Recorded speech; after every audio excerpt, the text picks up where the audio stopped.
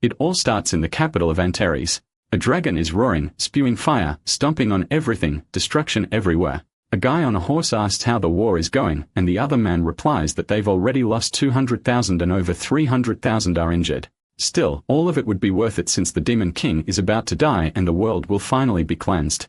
Meanwhile, in the main hall of the castle, the hero Alex von Helen declares that the villain's crimes end today. Standing before the Demon King's throne, they announce that it's time for him to return to the shadows. That damn man, the Emperor of Antares, an old guy known as Cyrus, says that today's destruction has fallen upon his own empire. But Leopard asks why they insist on calling his empire Antares an evil place. The sun and moon rise there just like anywhere else in the world. Then the hero of fists known as Tesserun says that the corrupted creatures the king created would vanish with him today. But the king argues that he never passed any corrupt energy onto those beings. All he did was teach them how to survive and fight just like humans do. He leans forward and asks if the 4 kings have fallen. Cyrus replies, yes. That filthy orc couldn't stand up to his sword. Leopard can't believe he really killed the legendary Tacit. The truth is orcs might seem like savages, but they were actually innocent loyal creatures who lived off hunting and gathering. Tesserun then says it's ridiculous. They were ever called the 4 warrior kings anyway, especially since that troll paid the price for his sins. Leopard remembers the one called Guru Attica and thinks to himself that even though trolls look menacing, they were just natural beings trying to cleanse their souls. Saintly then speaks up, saying that the strange dwarf who worshipped the gods of darkness was also put on the right path. The protagonist puts his hand over his face, thinking that these bastards really believe anyone who doesn't worship their same god must automatically admire the Dark Ones. The mage named Jade chimes in saying that the Dark Elf has also passed on. Right then, Leopard remembers a healthy, fertile blonde girl, and apparently, they can kill everyone but not that one because now he's furious, demanding to know if they really are that eager to die. Tessori shouts that dark elves were beings consumed by darkness and they didn't deserve any form of mercy. Leopard fires back that she's not a dark elf. She's just a tan elf. Literally, humans destroy the elves' forests and now they are forced to walk around in the sun. So that's why she got a tan. But clearly, the hero completely ignores what he's saying. Alex says that with that sword, the end would come for him. The Demon King's eyes darken. He says there's no point in talking anymore, and the hero replies that if it weren't for the evil powers he possessed, the creatures wouldn't have been corrupted. Leopard realizes the conversation is going nowhere. To them, any race that didn't live as their slave was automatically a creature of darkness. The hero charges forward, and Leopard says fine. He'll become the Demon King they are so eager for him to be. Half the room erupts in flames. He starts explaining that a long time ago, he was just a simple archmage. Humans had already stopped seeing other races as beings with the same intelligence. Elves were viewed as pretty servants with long lifespans. Dwarfs made perfect mining slaves, thanks to their dexterity. Orcs were the strong laborious and trolls were used to harvest healing potions. Every race was treated as if they were property, stripped of dignity. But during one of his expeditions, Leopard ended up meeting some of these tribes, and through that, he began to understand how they lived. At the same time, he started learning about the unique magic each race carried, from the elves' elemental control to the witchcraft practiced by trolls. That's how he became the first person in history to reach the 10th circle of magic. His way of thinking began to change. He grew tired of watching other races being enslaved and began rescuing anyone suffering under that system. The issue was that his territory kept expanding, and it became harder to hide from humans. Eventually, he was under attack from armies without you understanding why. The truth was that technology and strength were far more advanced. So just by defending himself, the village started to grow more and more. And that's how the Empire of Antares was born. They hadn't created it out of hatred for humans, but to serve as a refuge for the other races. Yet, now everything was destroyed.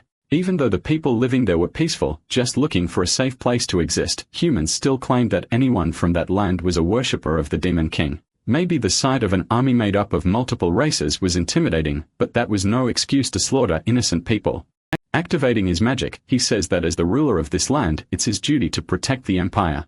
And Alex von Helen couldn't even handle the first spell. He went flying and hit the ground hard, totally wiped out. Leopard says people call him a hero because he's skilled in both swordplay and magic. But, clearly, he hasn't mastered either. In the end, the strongest were always the specialists. And now he was face to face with one, a king of fists, a man with strength and endurance like no other. The others were easy to handle, but this guy was different.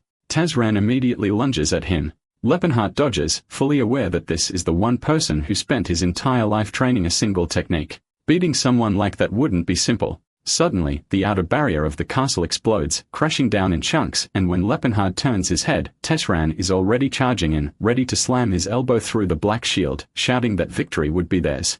Man, the Demon King takes a brutal blow to the head. Blood's dripping down, but he says is fine. He used magic to block the impact. Still, he knows that if this keeps up, there's no way he can win, not while he's still trying to think of a plan. Tesserun draws closer, saying he's going to send him to a peaceful place. Lepenhard's still fixing his skull when Tesserun adds that he'll be free from that evil nature inside him. That's when the Demon King realizes Tesserun, like the others, truly believed that the only natural way for any other race to exist was as a slave. Stubby pulls something from his eye and says it's an ancient artifact known as the Eye of Space-Time. Not even he, the only 10-circle mage, had managed to figure out how to use it. Tessin asks what he's planning, and Lepenhard says that now he's going to rewrite space and time. That artifact tampered with the flow of time itself and gave its wielder the ability to break natural laws. He had no idea how to activate it, but he had nothing left to lose. So he tells Tesran to go ahead and try to stop him if he thinks he can. Of course, Tesran leaps forward to punch him mid-activation, shouting that he's not going to die like this. A flash of light hits both of their faces and Lepenhard swears he's not going down like this. No way. But it looks like Tesserun's punch lands right on the relic. Smoke bursts out, engulfing the top of the castle. A massive ball of energy starts forming, and Tesserun keeps punching right through it. The thing keeps expanding, and from the looks of it, the entire empire was wiped out. The scene shifts. A calm little bird sits quietly on a branch near a cozy cabin in a peaceful, quiet place. The curtains flutter in the breeze as someone inside wonders what that chirping sound is. He feels warm and comfortable. Slowly, his eyes start to open. He wants to know if that relic actually worked. When it came to magic, he knew he was a genius, but he never expected to activate that thing by brute force. He sits up trying to figure out exactly where he is. He's sure he traveled through time, but this place doesn't look familiar at all. From the look on your face, you're probably already guessing what happened, right? A foot hits the floor, and the guy's rocking a size 59 shoe. He says that even the toughest men would shed a tear after seeing the body this guy's got. But who is this freak in the mirror? His hands are covered in calluses. Scars cover his entire body. And on top of his muscles, there are more muscles, and even more muscles stacked on top of those. Man. But none of this makes sense. He's a mage. He specializes in summoning and casting magic circles. What's he supposed to do with a perfectly carved six-pack? And what's with that ugly face? He used to be confident in his looks. The elf girls loved him. He stares at the mirror, wondering what happened to his handsome face and why his muscles keep flexing on their own. He starts questioning whether the relic malfunctioned or if he somehow ended up in someone else's body. There's also the possibility that this isn't the past at all. Maybe he just switched minds with some random guy. Now he's got thick eyebrows, a square jaw, and if he let a beard grow out, he'll look exactly like the King of Fists, Tesserun. And right at that moment, someone calls out that name, asking when the lazy bum's finally gonna get out of bed. A massive dude, probably 16 feet tall, storms in. He wants to know what Tesserun's still doing inside. The sun's already up. He should have started morning training by now. The old man scratches his beard, saying Tesserun's looking at him like he's never seen him before, and Tesserun replies that, well, he really doesn't know who the guy is. The man tells him to quit using that old, I lost my memory excuse. He's already pulled that trick twice and it's not gonna work again. He grabs the kid's head like it's a tennis ball and drags him off. Now it's all clear. Lepenhard, the 10-circle mage, ended up in the body of the strongest man in the world. And I guess I'm gonna have to start calling him Tesserun from now on. Otherwise, nothing's gonna make sense. I can't be switching names every 2 lines after all. Everyone around him is going to call him Tesseran anyway. So that's that. And judging by everything happening around him, this guy must be Tesseran's trainer, the one who held the title of King of Fists before him, a man known as Gerard Crone. The poor guy's already got his leg all tied up and is begging the old man to hear him out for a second. But Gerard just covers his mouth and says that for some reason, he's way too talkative today. Man, the guy grabs a piece of bamboo and says the training's about to begin. Next thing you know, whack. Straight to the abs and the poor mage is already crying, trying to figure out what the hell is going on. But that's just the beginning. The hits keep coming. The kid starts remembering Cyrus, that fierce little elf girl, and thinks this is the end of the line. Jaren, on the other hand, is wondering why his body feels weaker than usual today. Looks like the kid really did lose his memories somehow, but whatever, that doesn't matter much. After all, the Academy of the Indomitable was famous for its brutal training. It wasn't unheard of for people to lose their memory from taking too many beatings, but sooner or later, he'd recover, especially with more beatings. Obviously, the fastest way to fix it was to beat him even harder. As is smacking the poor guy around, Gerard starts ranting about how humans are weak because they rely on weapons. Only fools would choose armor and a sword over pushing their own body to be unbreakable. Tarzan pipes up asking what's so wrong with using tools, only to get absolutely chewed out by the old man, who says that kind of thinking just proves a person's weakness. A true fighter trains his flaws and overcomes them instead of hiding behind equipment. The human body is like steel. Hit it enough and it'll grow stronger. The poor guy is still tied up, helpless to do anything. And while Gerard keeps pummeling him, he's thinking not everyone gets stronger with training. It's rare to find someone who can go from iron to steel, and that's exactly why he has to make the most of someone like this. He goes right back to thrashing the poor soul, saying that he'll have to discover the vast ocean within himself. But all the poor kid can think about are those warm days in the sun with Cirrus. That was peace. Now the sun's setting, and after an entire day of getting beat to a pulp, Gerard finally says training's over, and he can rest for a bit. Shaking all over, the kid thanks him. Back in his cabin though, he's completely stunned. He's literally soaking in a tub full of potion. And in this world, potions cost 10 silver coins each to fill a whole bathtub. He can't even begin to imagine how much that cost. He asks Gerard why they are doing this, and the old man explains, metal has to be cooled before it can be hammered again. Lepenhard starts to understand the logic behind the training. They push the muscles to the brink of destruction, nearly to death, then immediately use aura and potions to regenerate. That way, the body recovers before it even feels the full cost of all that damage. It's actually a highly efficient method of building endurance, proving that this approach isn't just senseless brutality. And he knows firsthand how tough Tesserun's body was in that fight. At least now, he's sure he really is in the past. But then that leaves the question, what happened to Lepenhard in this timeline? Where is his younger body now, and what is it doing? Could two versions of the same soul really exist in a single timeline? To him, there are only two possible answers. First, that the younger version of him is currently alive and well in his original body, while his older mind is stuck in Tesserun's. Second, that the younger Lepenhard's body is now carrying the soul of the King of Fists. Next scene, Lepenhard brings over a mountain of food, telling him to dig in. He needs to flood his body with nutrients after pushing it that far. And as soon as he finishes eating, they are already climbing a mountain. Gerard says he has to work hard to earn that meal. Up top, he's doing one-finger push-ups while Gerard asks if life's really that easy for him.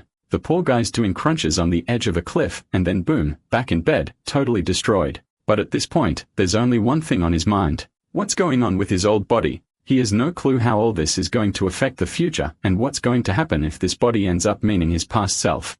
Existence of a single soul was said to be an unbreakable rule of the universe. So maybe, just maybe, there was a tiny chance both souls could end up being destroyed. He also remembers that young Lepenhard still has 10 years before he even starts working as a warlock. Right now, he's probably buried in books at the Magic Tower. But what if Tesserun really did take over his body? That bastard would definitely come hunting for him. But thing is, Tesserun's strength came from his insane physique, and Lepenhard, man, he was a scrawny twig. The training Gerard put him through required help from someone else. There's no way he could handle it on his own. But then again, it's Tesserun. If anyone could find a way to train solo, it'd be that guy. Either way, there he is stepping out the door, saying his top priority is escaping this hell. And right then, he stomps off declaring that he's never coming back to this place again. But, of course, the moment he steps outside, his teacher's already standing there asking where his precious student thinks he's going. Our boy is stunned, trying to figure out how the hell this guy's already out here.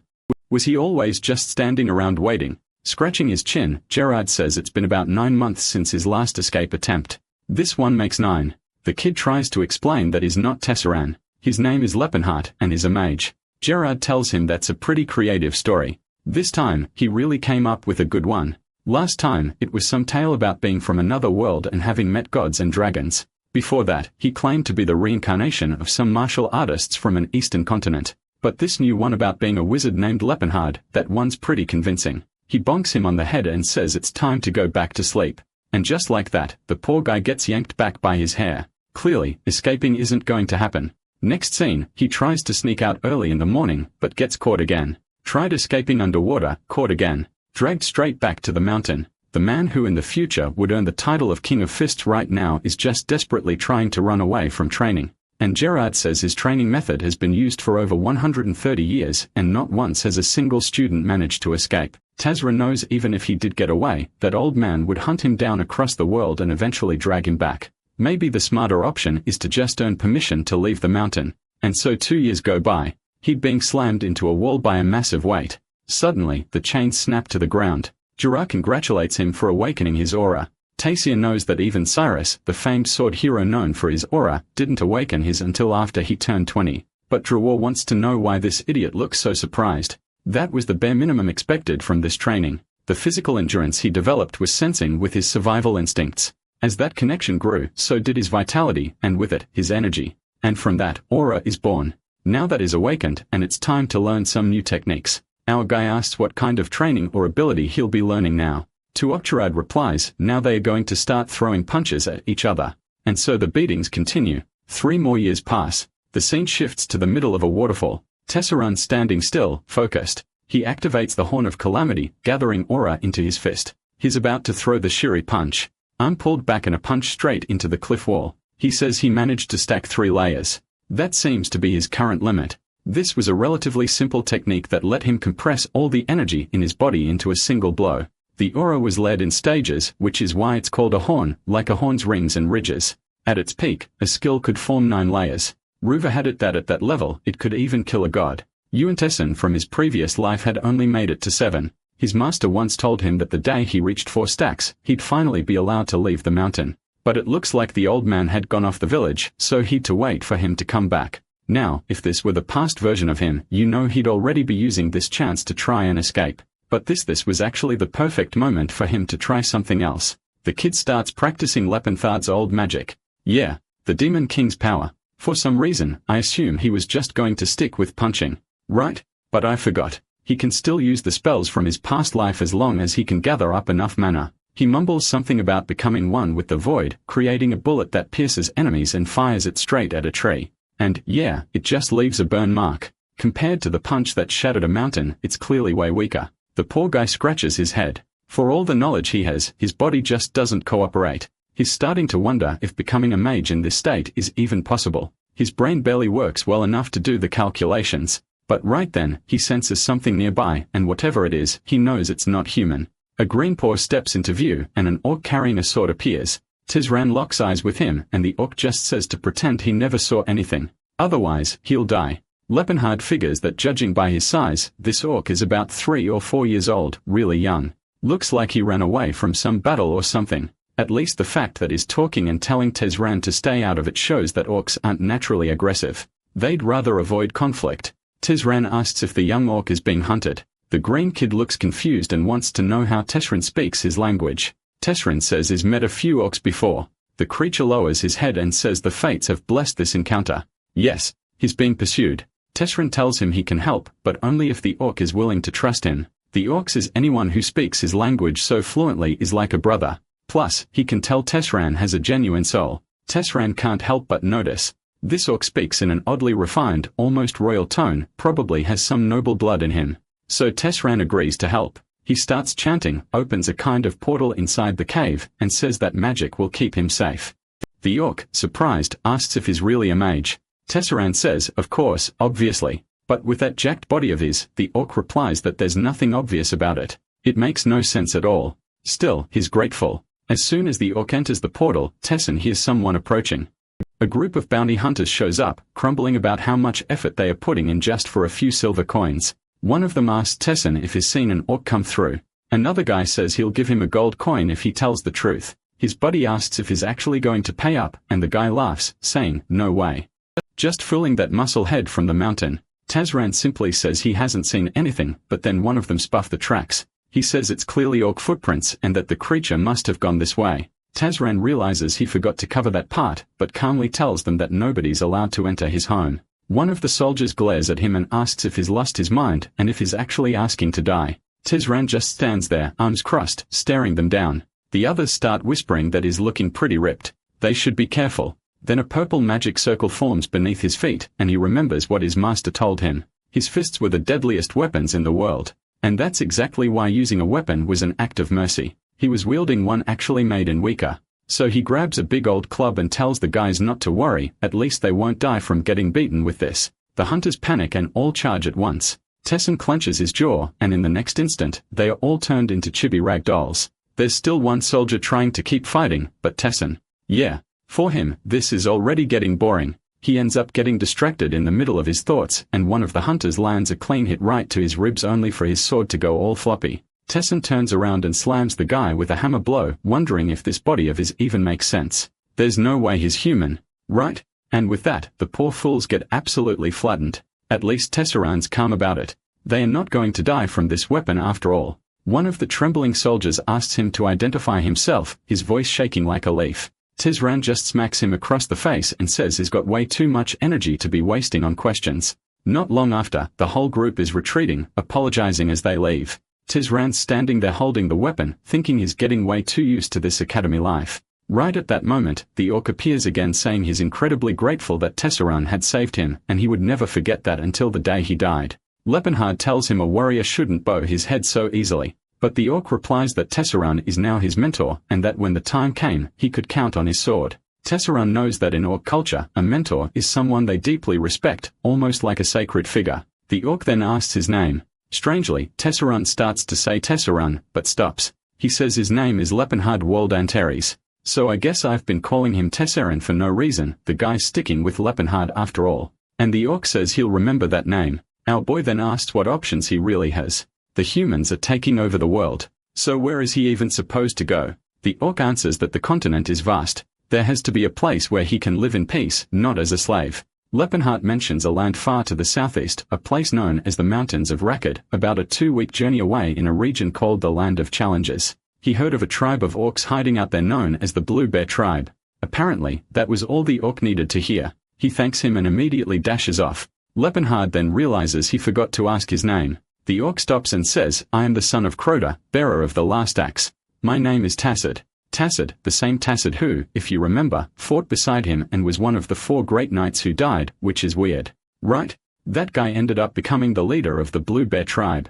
So how did that happen if he met Tesserand in the other life? With a personality like his, that bastard would never have helped an orc. So clearly fate went some very strange direction. Still, it was a bizarre connection. He thinks back on the Empire, on Tacid, the orcs, the elf girl, and the dwarf as he sits smiling on the throne. He hopes that someday, he'll get the chance to meet all of them again. 6 months go by after that strange encounter with Tacid. Gerard prepares for a leap and tells him to brace himself. A burst of energy explodes and man, he'd think the kid would be braver after all this time, but nope. He's standing there, scared out of his mind. He activates the spiral guard just in time, and Gerard congratulates him, saying he's finally mastered it. Felt like it was just yesterday that he was still calling himself Lepenhard and trying to run away from this place. Our boy replies that was 6 years ago, so why is he bringing it up now? To which Gerard says they've been training together for 10 years, but it's only now that he's finally showing progress. The only question left, why is he still so short? Lepenhard protests, saying he's 1.90 meters.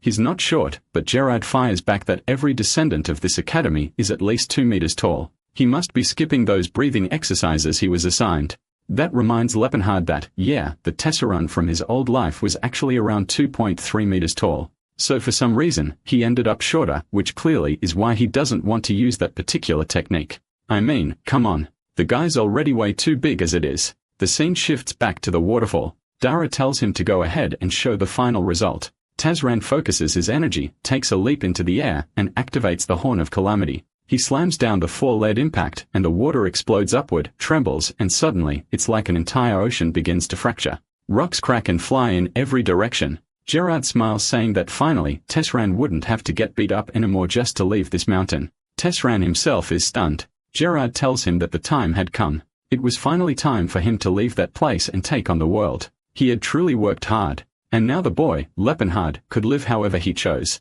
Whether he wanted to do good or evil, didn't matter. What mattered was that he lived on his own terms. That was the reward for all the years of brutal training he endured. Our guy's getting kind of emotional, and then Gerard shares something. 60 years ago, the third King of Fists gave him some advice. Actually, 3 pieces of advice. The first, make a lot of money, but never through dishonest means. Lepenhard asks how that even makes sense, being a villain but not stealing. Gerard replies that if you're going to be a villain, at least be a classy one.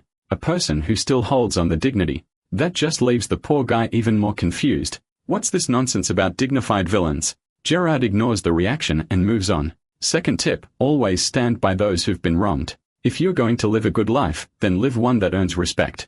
Lepenhard asks, what if the one who did wrong isn't weaker? And Gerard says, the weaker one isn't always the victim. And besides, you're way too strong. Almost everyone's gonna be weaker than you. So judging by that doesn't make any sense. But the third and most important rule, don't let the legacy of the indomitable die. Someday, you can have to find a student and pass it all down. Looking at Gerard from the side, Lepenhard still does seem a bit short. He tells the master, they'll remember all of it.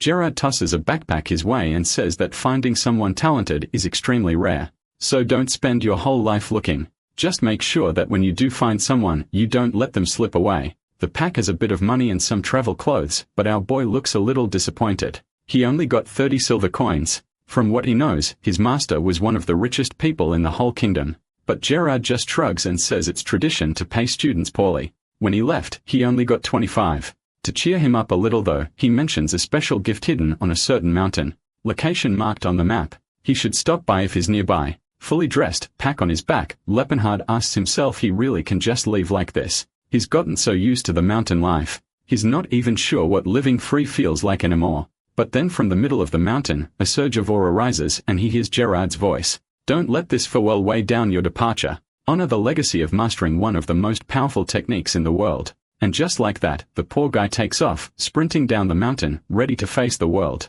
Scene change, a small house in a city. An old man tells his boss that this is way too risky, but the elder says if no one else is going to speak up, he will. A knight asks what the old man wants and the elder calmly says they need to be paid for the food and for the stay. The knight tosses him a gold coin, saying these damn fools don't know a thing about honor. That should be more than enough. The old man glances at it, and the knight's certain the guy's never even seen one of those before, until the elder replies that it's far from enough. The knight glares at him and asks if he thinks he's stupid, like he doesn't know market prices, and then he punches the old man in the face saying he's got guts to try and scam a knight like that. But the elder only thinks himself. These bastards are nothing but common bandits. They take in the house, the food, and now they want to offer a single coin in return. Suddenly, someone asks old man Edward what's wrong. He turns and says to Stefan, it's nothing. But the bastard just chimes in, saying this place is full of miserable people. That's why he can't show mercy to commoners. They don't know their place, and they don't know when to stop. Next chapter, we cut to the chill life Lepenhard used to live, all skinny and bony, wet hay. What really matters that he had a smiling blonde elf girl by his side. Right? She once told him he was graceful, like a finely crafted blade. Now staring into the mirror, he wonders what kind of cursed golem he's turned into. At least he's a lot taller now. That part's great. At this point, Cyrus must be about 70 years old. In human years, that's around 17, but elves live way longer. And this is the city of Krone in the southern region of Vasily. She's supposed to be sold off next year, and right now, she's probably at the slave house in the region of Chaitan. He starts wondering if the first thing he should do is go over there, destroy the auction, and just snatch her back. But if he does that, he'd be interfering with his own path, messing with the future far too much. It'd be much smarter to just earn the money instead of drawing attention. The problem is an elven slave cost a fortune. And right now, he's got less than 30 silver coins, most of it already spent on lodging. But none of that matters, really. He's got the bodies, mastered the techniques, and he has the memories of the future. On top of that, he knows of a certain ruin located nearby. Cut to Stefan again, asking Todd if he's found the relics yet. Todd tells him to give it a minute. Todd's a mage specialized in exploration and tracking, someone they hired. From the window, Stefan asks if he's sure about the location. Todd says, trust me. It's the same place the legendary swordsman Claude von Leota once explored. Back to Lepenhard now. It's been 3 days since he left the city of Krone. This body of his is incredible. He can walk straight for hours without hunger, without cold. His stamina is endless. On top of that, he has a skill from his past life called artificial phantasmagoria. It allows him to remember anything with perfect detail, like it happened just yesterday. And in that past life, he once met a mage named Todd, who mentioned the ruins of House Altine. Using that memory, he and Cyrus went there and found a whole stash of treasure Todd's team had overlooked. Selling everything, they managed to gather over 2,000 gold coins. So yeah, that's the place to go. From atop the mountain, he sees the village of cattle. Looks exactly the same as always. Down in the village, an old man is asking what they should do. The Valley of Death is a place no one should ever go near. Another elder replies that those noble bastards begged them for a guide. If they refused, there'd be consequences. A man on the right says their boss got injured looking for this place. The other guy loses his temper, shouting that nobles are disgusting. In the middle of all that, a man pulls out a bow and says he'll go. He's the best climber in the village. No one else could do it. His wife and daughter burst into tears while he's thinking, someone please save me. I really don't want to do this. The other men though are patting him on the back saying he's got the heart of a winner. Of course, he's going to make it. And then boom, Lepenhard's face appears at the window and he says he'll go. The guy yells thanking him, but then spins around with the bow drawn asking who he is. Our boy answers calmly, "I'm just a traveler. Happened to overhear your conversation by accident." He steps into the room and they ask if he's familiar with the area. He nods very well. The guys say it's impossible. If he really knew the place, there's no way he'd agree to go to the Valley of Death. But our boy just tells them he's already been there before, so he's not worried. Meanwhile, he's thinking to himself that these bastards are lucky. He just saved one of their lives. The Valley of Death, that's what people around here call it. But the truth is, it's a dungeon, a remnant from the Silver Era, long since forgotten. 50 years ago, a knight awakened his aura at the age of 45, which was considered young back then. The problem? With all the fame he gained, he forgot his limits. He entered the Valley of Death alone and died. And with him, the legendary blade known as the demonic sword of Altian was lost deep within those ruins. Since then, the tale has been passed down like a myth, and now, out of nowhere, our guy is walking with that group, Stefan's crew. The elf bawls all fired up, saying he looks so elegant when riding a horse. He replies that Relsh's words bring him real joy. Lepenhard's just watching from the side, realizing these bastards are having the time of their lives. Also in the group is a redhead named Silen. He notices she's beautiful and young, but he starts wondering if she can really cast high-level healing spells. Actually, forget all that. Harboe admits he can't believe he's even still a man. It's weird. He's just looking for a chance to talk to Todd, who in his past life was obviously a big fan back when Lepenhard was a prodigy mage. But now he's picking up on some weird tension between Selene and Todd. He wonders, is Todd into the cute one? Then shakes his head. No way. Todd was never that kind of guy. Suddenly, Todd comes up to him and says he made a great decision agreeing to be their guide. Everyone else in the village was too afraid to volunteer. Levenhard replies that it's only natural they'd be scared. But then Edward jumps in and saying fear doesn't make sense. Not when they are traveling with the bravest knights in the entire kingdom. Our boy is already fighting the urge to crush this arrogant idiot's skull. Clearly, the guy thinks he's way stronger than he actually is. Then suddenly, a strange noise echoes through the woods. The trees begin to tremble. Something rises and then harpies hiding above swoop down from the skies. The creatures immediately dive toward the group, who starts shouting for everyone to get into position. It's an ambush. One of them claws downward, while Relsh says these beasts have the nerve to attack a blessed man like Stefan. At the same time, Todd summons a blazing fire chain, lighting up the air, and the monsters go up in flames mid-flight. Meanwhile, sweet Selene, the femboy of the hour, is tossing out heals and buffs for the whole team, and Lepenhardt is just standing off to the side, watching. He admits they're actually not that bad. Their sword play is better than he expected. Of course, that's from a mage perspective. As fighters, they are still pretty lousy. No wonder Gerard was always so proud of the techniques he taught. But, as always, there's a catch. One of the harpies breaks formation and charges toward the orcs who are hauling the supplies, only to catch a fist to the face so strong it vaporizes her in the air. Just like he expected, nobody's worried about defending those guys. According to Todd's account, this is where the last guy died. But this group's leader is Stefan, a member of the Alton family. Some of the soldiers, though, man, they are not doing so well. They are getting torn apart by the harpies. Lepenhard notices that Stefan isn't actually a bad person, but he clearly doesn't fight while protecting those beside him. And maybe that's what truly makes someone a bad person. Just then, Selene, the lovable femboy of the party, tells everyone to take cover in the trees. It's too dangerous out here. Our boy thinks at least someone in this group is decent. The harpies unleash another wave of attacks. Lepenhard doesn't even bother dodging. He just stands there, lets them hit, until one strike lands right in his eye. The poor guy wonders if he's even got any tears left after all that training. Not long after, Stefan calls out asking for a damage report if the mags and priests are all safe. One of the soldiers answers yes, and that's when our boy realizes they don't give a damn about him or the rest of the group.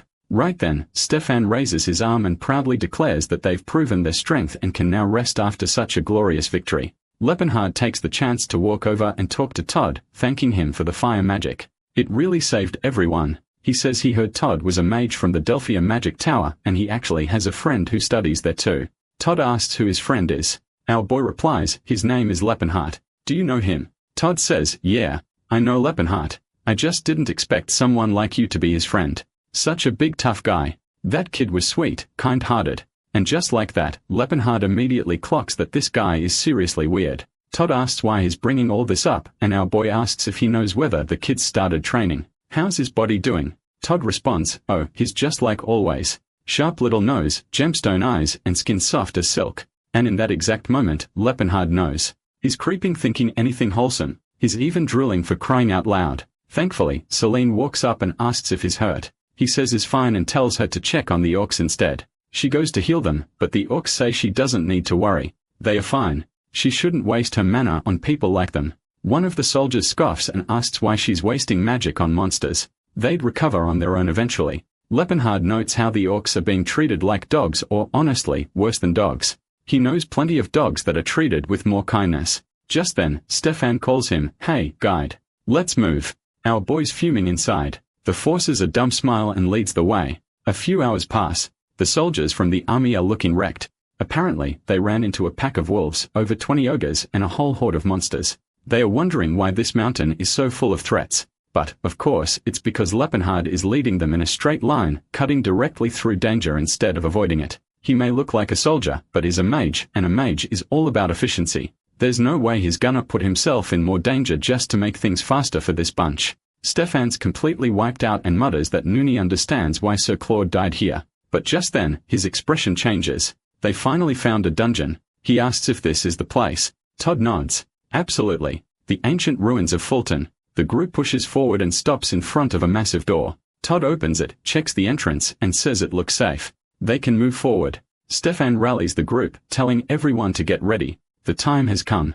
They are going in. Leopard says he'll wait outside, but Stefan waves him off, saying his job's done. He can leave. Our boy protests. Come on. This forest is crawling with monsters. I'll die out here. Stefan shrugs. Well, you found the place. We'll send someone to help you back later, which only pisses Leopard off even more. So what? If they hadn't found the place, they'd have just abandoned him. Then Stefan turns to his team and gives a motivational speech saying a great night rests behind those doors, and today, they would honor his legacy. Everyone charges ahead, smiling like heroes, while Leopard just tells them good luck. The door shuts behind them, and that's when his plan begins. This ruin is full of monsters and wandering spirits, but in the past, it used to be a military base. It might have looked ordinary, but the Silver Era's technology was incredibly advanced. That's exactly why this place is so valuable. Walking through the halls, Leopard murmurs that it's been a long time since he last came here. In his previous life, he and Karis had walked these same paths. The girl looking all stunning says she hears a fairy through the walls.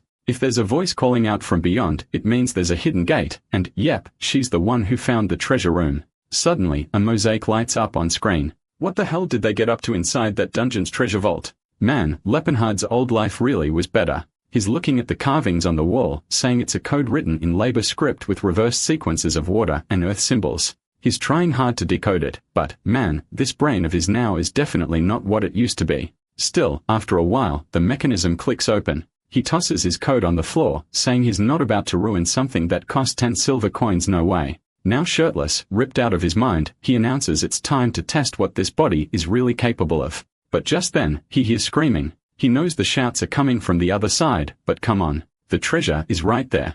Why go back? Then he remembers. When he came here with Cirrus, she used her magic to locate the items and they got out safely. But this group he brought, they are heading through another area and probably triggered some trap or something. It's gotta be chaos. One soldier's already down, stabbed right through the neck. Sir Thomas, Stefan screams, but the man's already gone. Then in the back of the cavern, he sees it. What is that? A scythe glints from the dark, and a demon steps out from the stone wall, and it's not alone. There are 3 of them. Stefan immediately realizes there's no way they are winning this. No human can handle something like that. Meanwhile, Selen is casting healing spells over the wounded soldiers. They are all thanking him, saying they are alive because of him. Almost called him her. Let's be honest. Celine mutters that it was that trap that really wrecked them and thanks Todd for saving them all. But Todd says he only protected them from the fall. The real danger is what lies ahead. Up the stairs, the soldiers are being launched like dolls.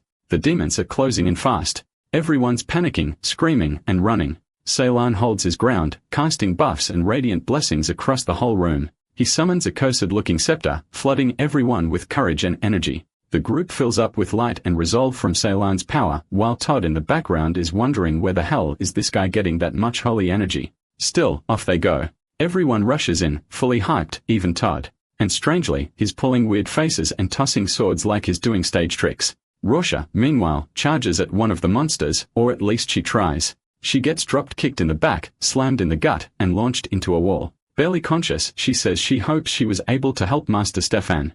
At least the guy's not a coward. He tells her she did great, and that from now on, she can count on him. Say what you will, he's kind of a bastard, but at least he can fight. He delivers a clean strike and finishes off the demon. Everyone's stunned, saying they really can rely on the great warrior Stefan. He tells them all to focus. This is the exact spot where Sir Claude met his end. But right then, a fiery explosion bursts from above and stones rain down from the ceiling. Things just escalated fast. From the flames, another demonic beast appears. This time, a flaming version. The creature charges in, launching soldiers left and right. People are yelling to fall back, and the entire group starts fleeing. You'd think Stefan would panic, but nope. He growls, "No way in hell I'm going out like this." Gripping his sword, he swears he won't let that monster bring everyone to ruin. He carries the name of House Altion and the title of Resolute. He charges in and fires a powerful blade strike. It looks like it cut through the thing. But in reality, wham, the demon backhands him across the face and goes spinning through the air. He hits the ground like a sack of trash and blacks out. At least Selene is there, his hands glowing bright with holy magic, shouting for Stefan to wake up. Or, actually, nope. Selene straight up blasted the boss demon with holy power, whacked him on the head with a massive staff. The problem? The creature didn't die. It slowly turned and locked eyes with him. And now, Selene is straight up shaking in his boots, man. The demon comes charging. Poor Selene squeezes his eyes shut, like, dude, you better try to dodge or something. But suddenly, the demon gets knocked back flying through the air. Selene opens his eyes and there he is, the absolute unit, the hero of the hour. He's here to save the waifu of the day. Well, when there's no woman around, you save the femboy. Right? Lepenhardt's just standing there like a boss, casually wondering if that monster really died from just one punch. In his past life, he have had to summon a huge magic circle for something like that. Now it all makes sense why Tezran decked him in the head during that fight. Looking around behind him, he sees the state of the knights, wrecked every last one of them. But then, from the same place the demons came out, a swarm of undead starts pouring in. Selene and Todd are frozen, eyes wide, whispering, "Who the hell is this guy?" Meanwhile, Lepenhardt walks forward, elfball cradled in his arms, just casually punching monsters out of the way. Yeah, his fetish has been exposed at this point. Later, Stefan wakes up looking half broken at Edward. Yeah, not Gerard. Turns out you were right, and they are not the same person. Asks if he's okay. Seeing all the monsters lying dead, Stefan asks what the hell happened. Someone must have filled him in, because now he's shaken, confused, and staring at the huge dude who wiped everything out. He walks over to Lepenhardt and apologizes, saying he didn't recognize such a noble warrior, and asks for his name. Our boy almost says Lepenhardt, but realizes Todd would recognize it immediately. So instead, he says his name is Lepen. Edward scratching his head. He's never heard of that name. If this guy were a noble or knight of repute, surely he'd know. Stefan asks what noble house he's from. Lepen replies, none. And now Stefan is even more pissed. To him, it made some sense if the guy was a noble who trained his whole life with endless resources. But if he's just a random dude and still this powerful, that's humiliating. So Stefan mutters something like, "All right. I see how it is. You showed up at the end and took care of what was left." At least he adds bitterly, "A little skill I have was useful for something." Lepenhardt just brushes him off, saying that punch clearly mess with his memory. But, hey, at least now he's seen just how useless he really is. Of course, Stefan loses it, yelling that he better show some respect to House Alton. Edward's panicking, telling Stefan to calm down. Don't pick a fight with him, man. He tries to smooth things over, saying Lepen probably doesn't know noble etiquette. He's just a commoner after all. Stefan takes a breath, calms himself, and says fine. But then he asks, who trained him? Lepenhardt just shrugs. Little here or little there. Yeah.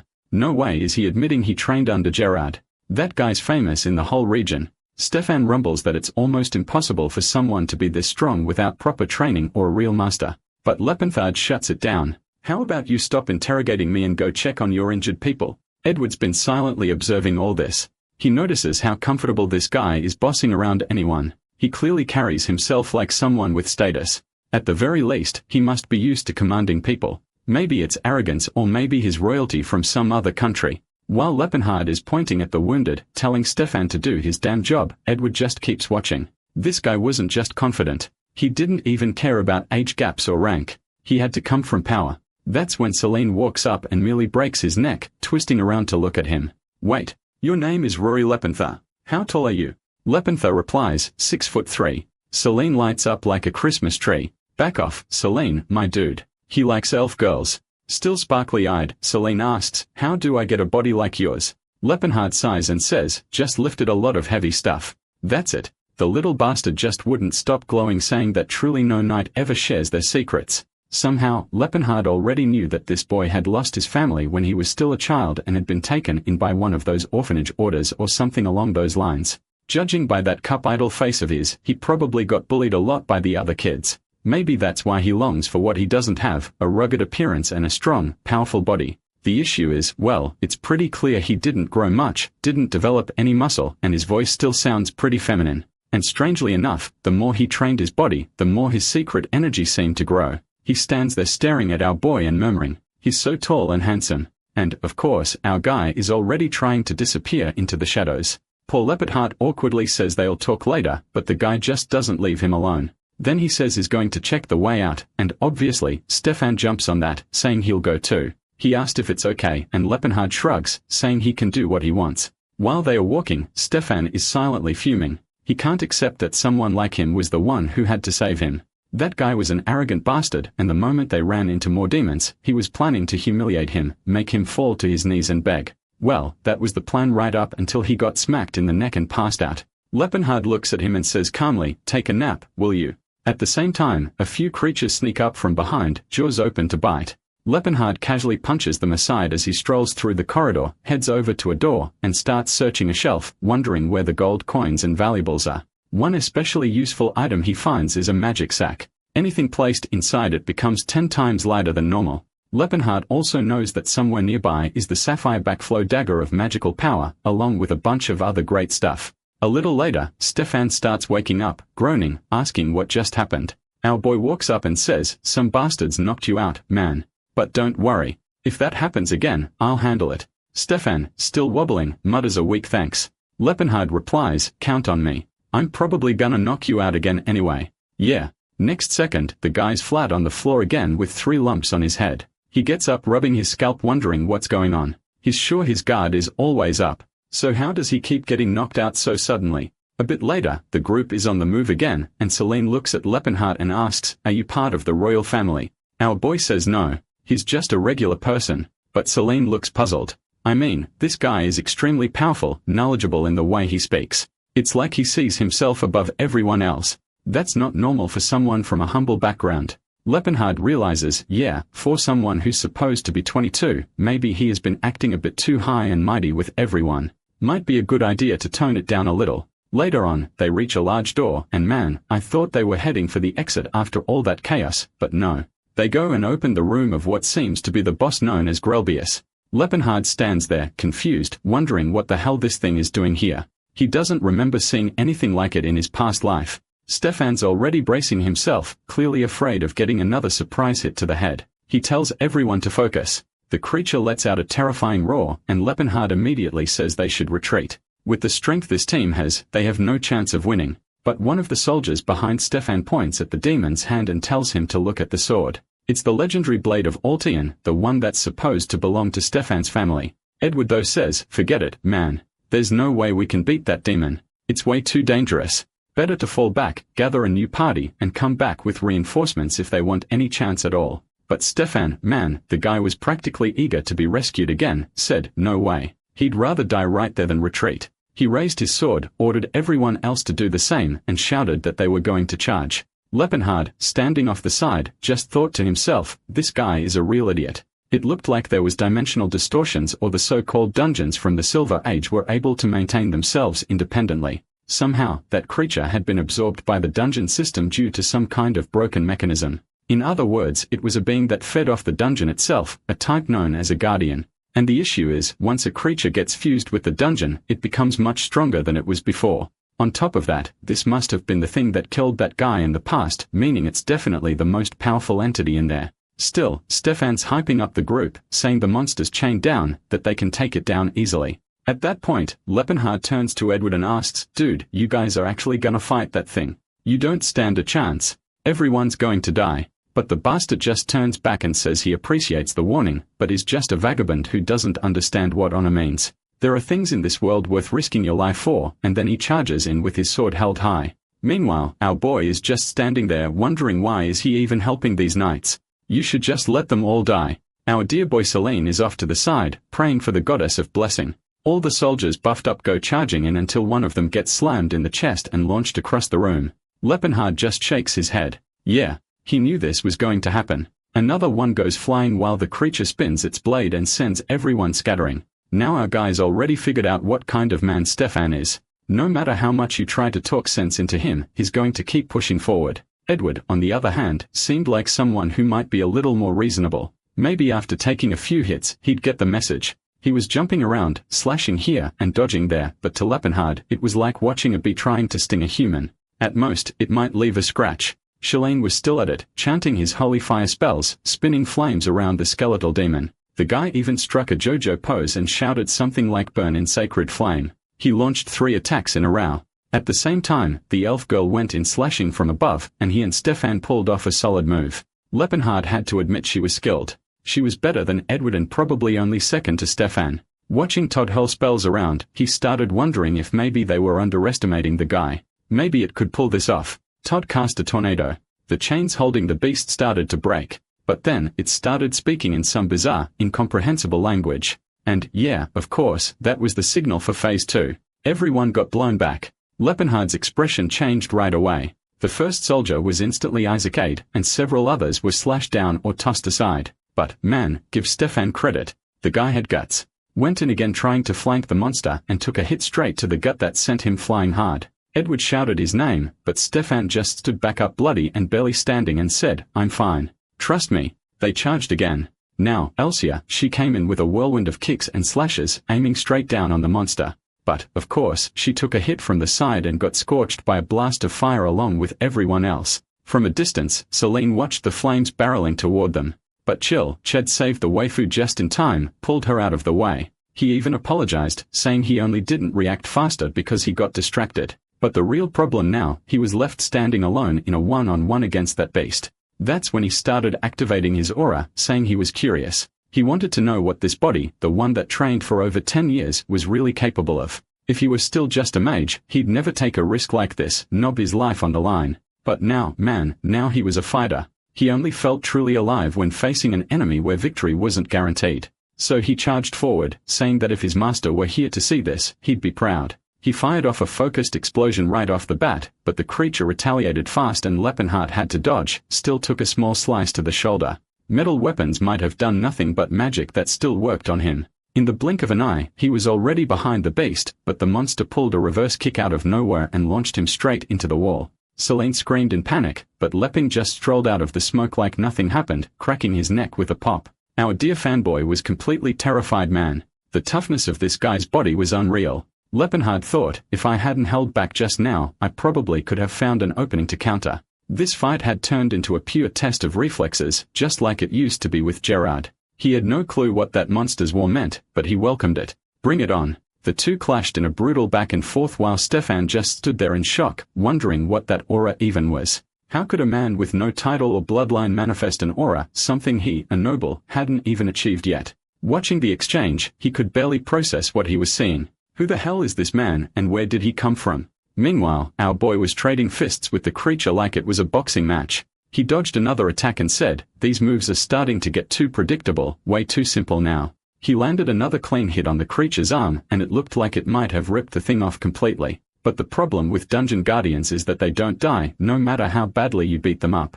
That's because the dungeon itself keeps feeding them energy and healing them. The beast prepped another explosion, but Lepenhard dodged again. He grabbed its arm, landed a kick to the face, followed by a flurry of punches. While they were trading blows like that, all the soldiers were just standing there, watching in disbelief. Lepenhard realized he was probably drawing a little more attention than he wanted. He figured it'd be better to just use the Horn of Calamity and end it already, but the risk of collapsing the entire dungeon and killing everyone was still too high. From the back, Todd shouted, Leping, use a sword, man. We'll buff it with holy energy, and you can finish this thing. But our boy just yelled back, I don't know how to channel aura into a sword, you moron. All I know is how to punch with it. That's it. Then Selene called out and asked if his body was tough enough to take a hit. Lepenhard said, yeah. It's one of the sturdiest around. So Selene replied, all right then. You're getting Felinen's blessing. Whether our boy liked you or not, he clenched his jaw, grabbed the boss by the arms, and slammed it into the ceiling, man. What that little bastard did was use a spell that normally hardens metal, but cast it on Lepenhard's body. Despite having that soft, edible face, the guy had a very unique strategy. Now Lepenhard, all stiff but reinforced, pushed forward again, launched a kick to the boss's chin, followed by a knee strike and another punch. It was hard to believe the creature was still alive. The monster floated up in midair, then came the pink laser, and finally, the bastard died. Praise the gods. Our boy just stood there all cool and collected while Solom was practically glowing with hearts in his eyes, throwing up rock and roll signs like a fan in a concert. The symbol above them started to fade. The dungeon was done. All busted up, Stefan walked over and asked, "Are you really Leppen?" He wanted to know why Leppenhard had been hiding all that strength, and if he really thought the rest of them were idiots. He admitted he was powerful, but said he wouldn't be forgiven for trampling on the honor of the knights. He must have laughed at all of them while they struggled, he claimed. But Leppenhard calmly asked, "When did I ever laugh at anyone?" Truth is, he wouldn't bother laughing because he didn't care about any of them, not even a little bit. He turned to walk away saying nothing, but Stefan was dying to be humbled again. He learns to attack swinging his sword, but our boy just bent down to pick up a sword from the ground, and the idiot ended up slicing the air and tumbling across the floor like a fool. All twisted up and red in the face, stiff and as if he dodged on purpose. But Leppenhard just picked up the sword and told him to take the damn thing already. Wasn't that what he came here for in the first place? Edward, trying to lighten the mood, said he should admire the boy for defeating the boss and still showing no greed, a true champion. But in reality, Leppenhard already knew that sword wasn't anything special compared to the ones from the old days. And besides, he didn't even use swords. So whatever. He just walked off with everyone else while Stefan was practically bursting with rage. Then the scene shifted to the village of Kurol where Selim was healing a baby. Our boy was about to leave when he noticed Selim giving away every single gold coin he earned from the mission to the poor in town. Meanwhile, on the road back home, Stefan turned to Edward and said he wanted to know who the hell that guy Leppen really was. Edward answered calmly that he figured he'd asked something like that. The kid definitely caught a lot of attention. And yet Stefan muttered to himself saying it just couldn't be possible for that guy to be better than him. Oh my, dude. Has reality still not slapped you in the face yet? Cut to our main guy climbing through the mountains, thinking it's finally time to find Cyrus, that bronze elf girl he just can't get out of his head. The only issue is some bastards following him. Selene walks up and says, "Have you ever heard of the goddess of blessings who guides the faithful? I was thinking of returning to the order, but I've decided to walk the pilgrim's path instead. And if possible, I want to travel with the strongest man I've ever met." Leppenhard's thinking, yeah, I've seen that weird sparkle in someone's eyes before, rosy cheeks and all. This is starting to feel a little too familiar. In every lifetime, there's always someone like this trailing after him.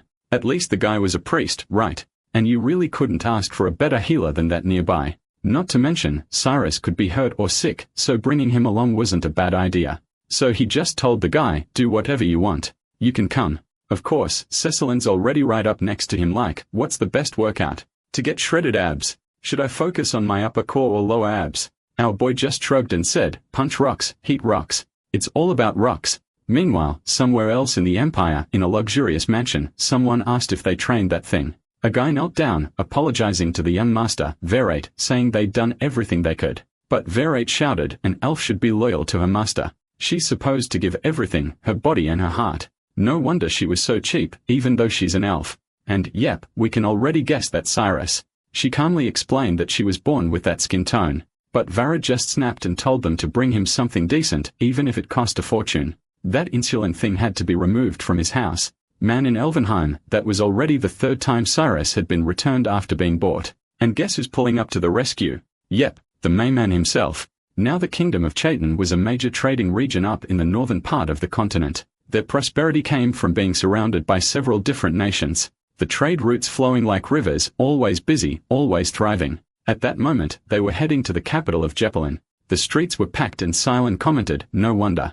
This is the central trading point of the capital." Leppenhard said, "This whole place was founded by merchants, man. So from the very beginning, everything's revolved around money." But Silent was already trailing behind like, "Can you walk slower? Stop showing off those long legs." That's when they spotted it, your classic scene. A rich guy beating on a poor one. The pig of the moment was named Tarek, and he was yelling, "Who gave a beggar like you the right to insult all these merchants? You'll learn your place real quick." And, yeah, after the beating, he threw 30 gold coins on the ground, one for each hit. I mean, I've seen worse nobles. The ones I know, they beat people and don't give any coins. At least this guy paid for the pain. After 10 years of training, our boy earned 30 silver coins.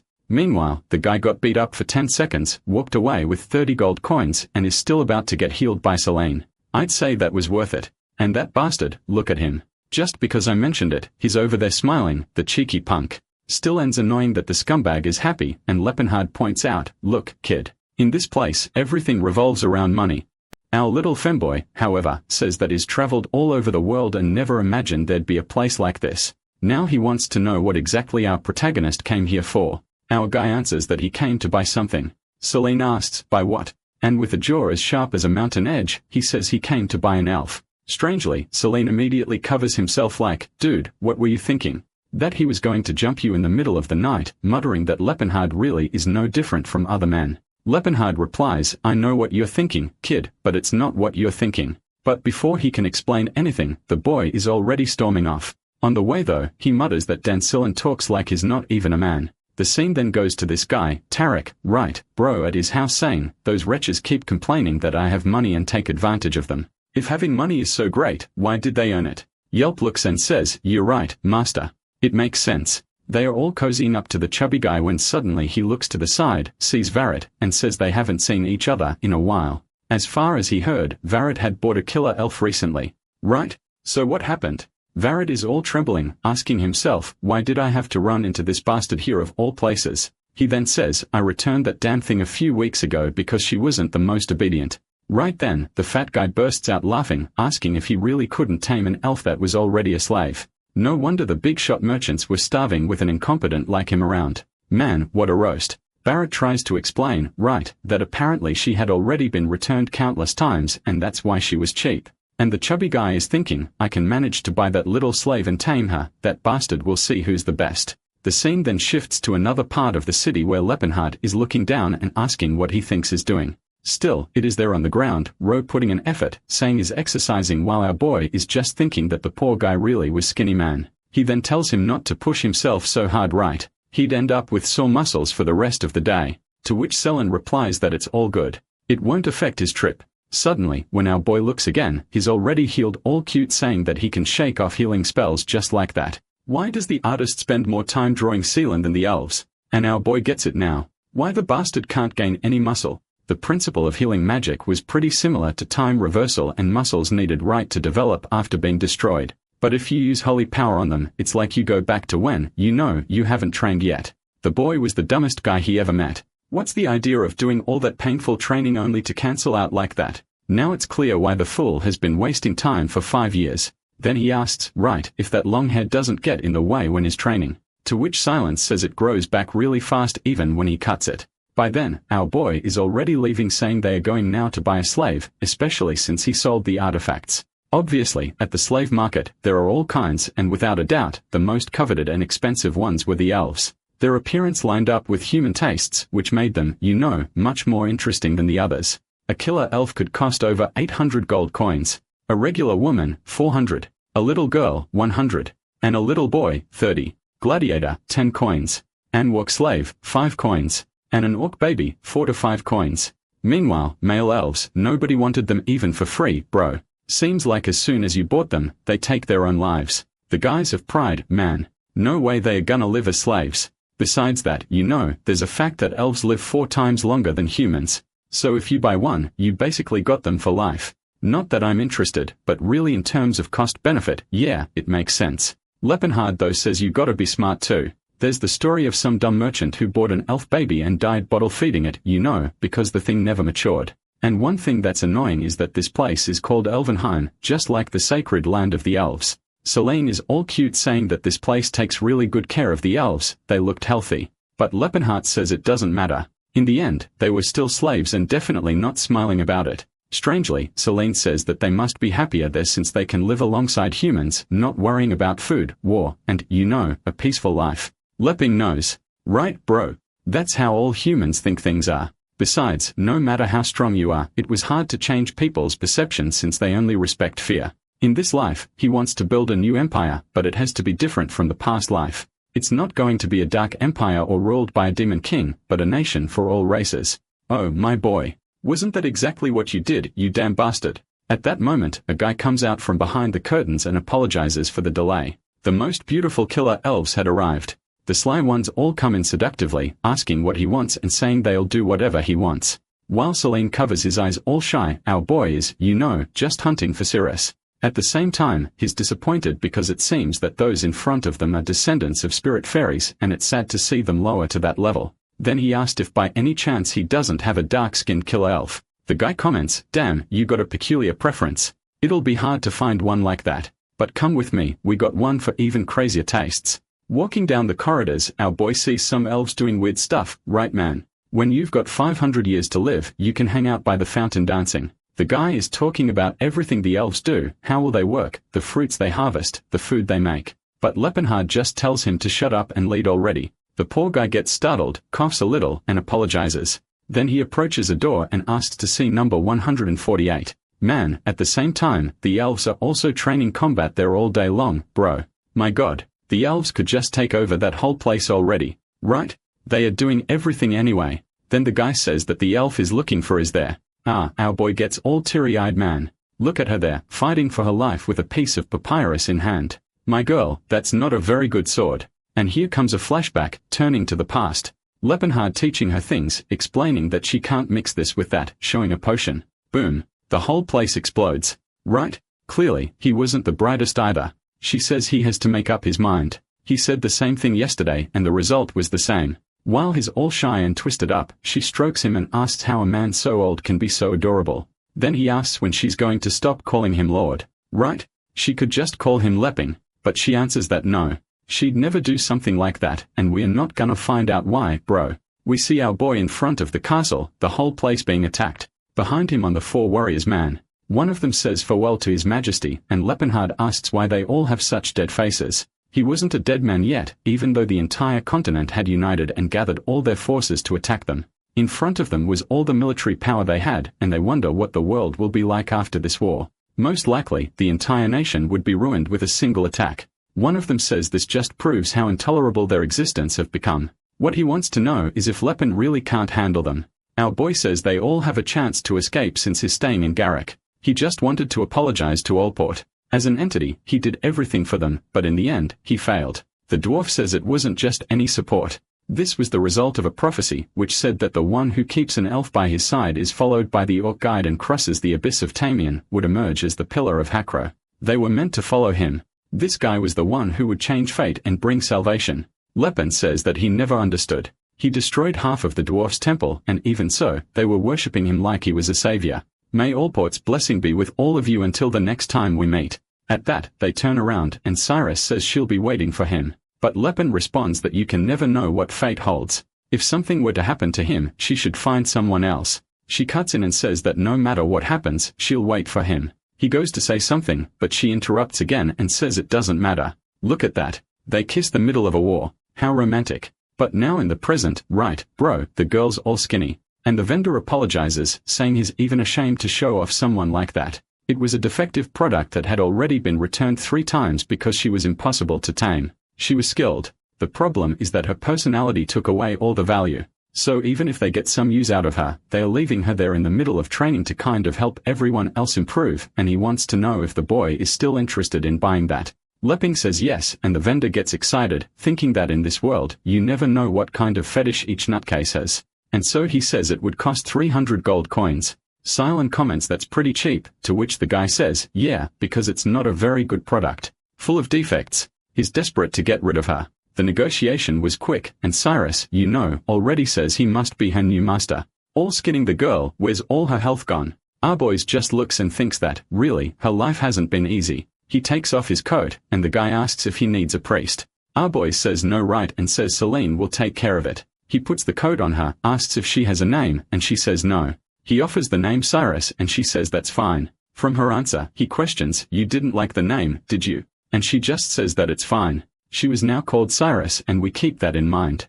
Our boy tightens the coat and says if that's the case, then from now on, you're Cyrus Valencia. Cyrus says, a slave doesn't need a last name. Right? Is that yours, by any chance? He just answers that no, that was the last name she should have, and that's that. He introduces himself as Lepenhard, right, and introduces Celine too, who's a priest. All sweet. She says she understood. Sometime later, the vendor is there nervous, wanting to know if he really wants number 148. It was a problem because she'd already been sold. Obviously, it's that chubby Tarek, right, angry, wanting to know if that damn Verret figured out his plan and came to buy her. The vendor says no.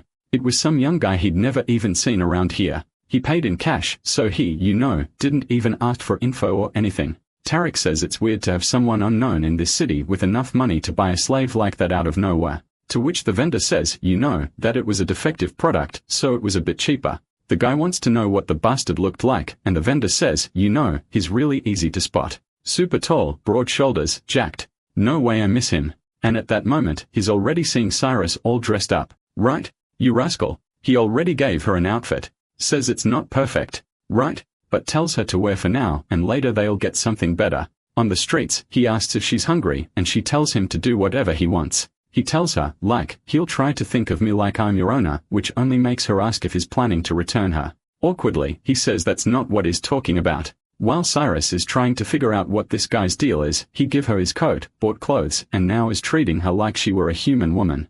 Our boy says, I'm going to treat you like a travel companion, which makes Cyrus think she finally figured out what his fetish is. A pervert obsessed with adventure stories. Right? She's thinking he's kinda planning to take her into a cave and do something crazy. And, apparently, he wants her to pretend she's a knight by his side or something like that. So she says that's fine. She'll call him Lord Leppenheart. Next scene, she's already all chubby, stuffing herself with lobster. That wretch, I've never eaten lobster in my life. I just wanna try it just to know what it tastes like. Our boy explains that this Ladney's Grace is the most famous restaurant in Jeppelin. They worship the goddess of abundance, so everything there is well served. Silent comments, right, that if it's the goddess of abundance, everything should be free. To which our boy says that Silent says that, but his team also makes money off of healing. The femboy tries to defend himself, but our boy just says that he was raking in tons of gold coins even if he gave them away afterward. Then the two notice that Cyrus was devouring the dish. Right away, she calms herself down, you know, to pretend like she's chill, while Lepping wonders if she doesn't like the place. As far as he remembers, they used to come there all the time to celebrate. Their relationship, this time, was different. In the past life, he found her as a savior, but in this one, he was a buyer. Obviously, the way she saw him was different, but it was okay. One day, she'd understand his intentions. What they had for now was more than enough. In a weapon shop, the guy says that what he has there can't be found anywhere else, and Lepping tells Cyrus she can choose whatever she wants. Interesting. She picks out a little sword, and he asks, right, if it isn't better than a scimitar, which obviously makes her mad. How the hell did that bastard know something like that? While Selene thinks it must be some kind of talent of our girl, you know, fighter stuff, just by looking at someone, you can already tell what they like. Selene is all happy because he bought a mithril dagger. Lepping's like, why would a priest need something like that? In the middle of all this talk though, he notices someone was watching them. Then some guys in black clothes approach and say they'd like to have a little chat. Oh boy. It was going too easy. Right, bro? He just asks what they want. Then the guy says, a great buddy of mine wants to have that elf by his side. Leppin simply asks, so what? Then the guy stretches out a card and says he'll be extremely well rewarded, so he should sell her now. With that amount, you could buy another elf of the highest quality. It was a once-in-a-lifetime opportunity. Leppin, of course, just replies that he's not interested. The guy says, friend, you don't know. You're not getting the situation. It's better to be well rewarded than not. But our boy, bro, stares him down and says he won't repeat it. He's not interested. The guy turns and says, all right then. Seems like you're really attached to that elf. They leave, and our boy finds it strange. Who do these guys think they are to come threaten him like that? Back at Tarek's house, the guy is going nuts, wanting to know how they came back empty-handed. The military guy tries to explain that the Jack Weirdo wasn't accepting any amount of money, no matter how much he offered. The fat guy says just beat her up and steal the elf. Problem solved. The servant says he knows, but they have to wait for the right time to capture her. At that moment, there were too many eyes around.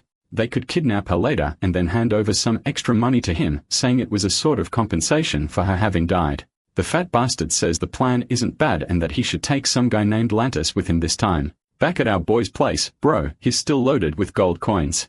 The plan was to spend 2,000, but it seems like he ended up with more left over than expected. At the same time, it wasn't much because his plan was to rebuild an entire empire. Maybe he should start investing instead of just carrying it around. He remembers that pretty soon a region called Provence is going to be hit by a food shortage. They have vast territory and are blessed by the goddess of agriculture, so they are not prepared for what's about to happen. Countless people are going to die of hunger, and cannibalism will become something normal in that region. Investing in grain at this moment is the perfect move. And in the city, there are 3 merchant groups you could negotiate with, Rolfine, Charon, and Tovan.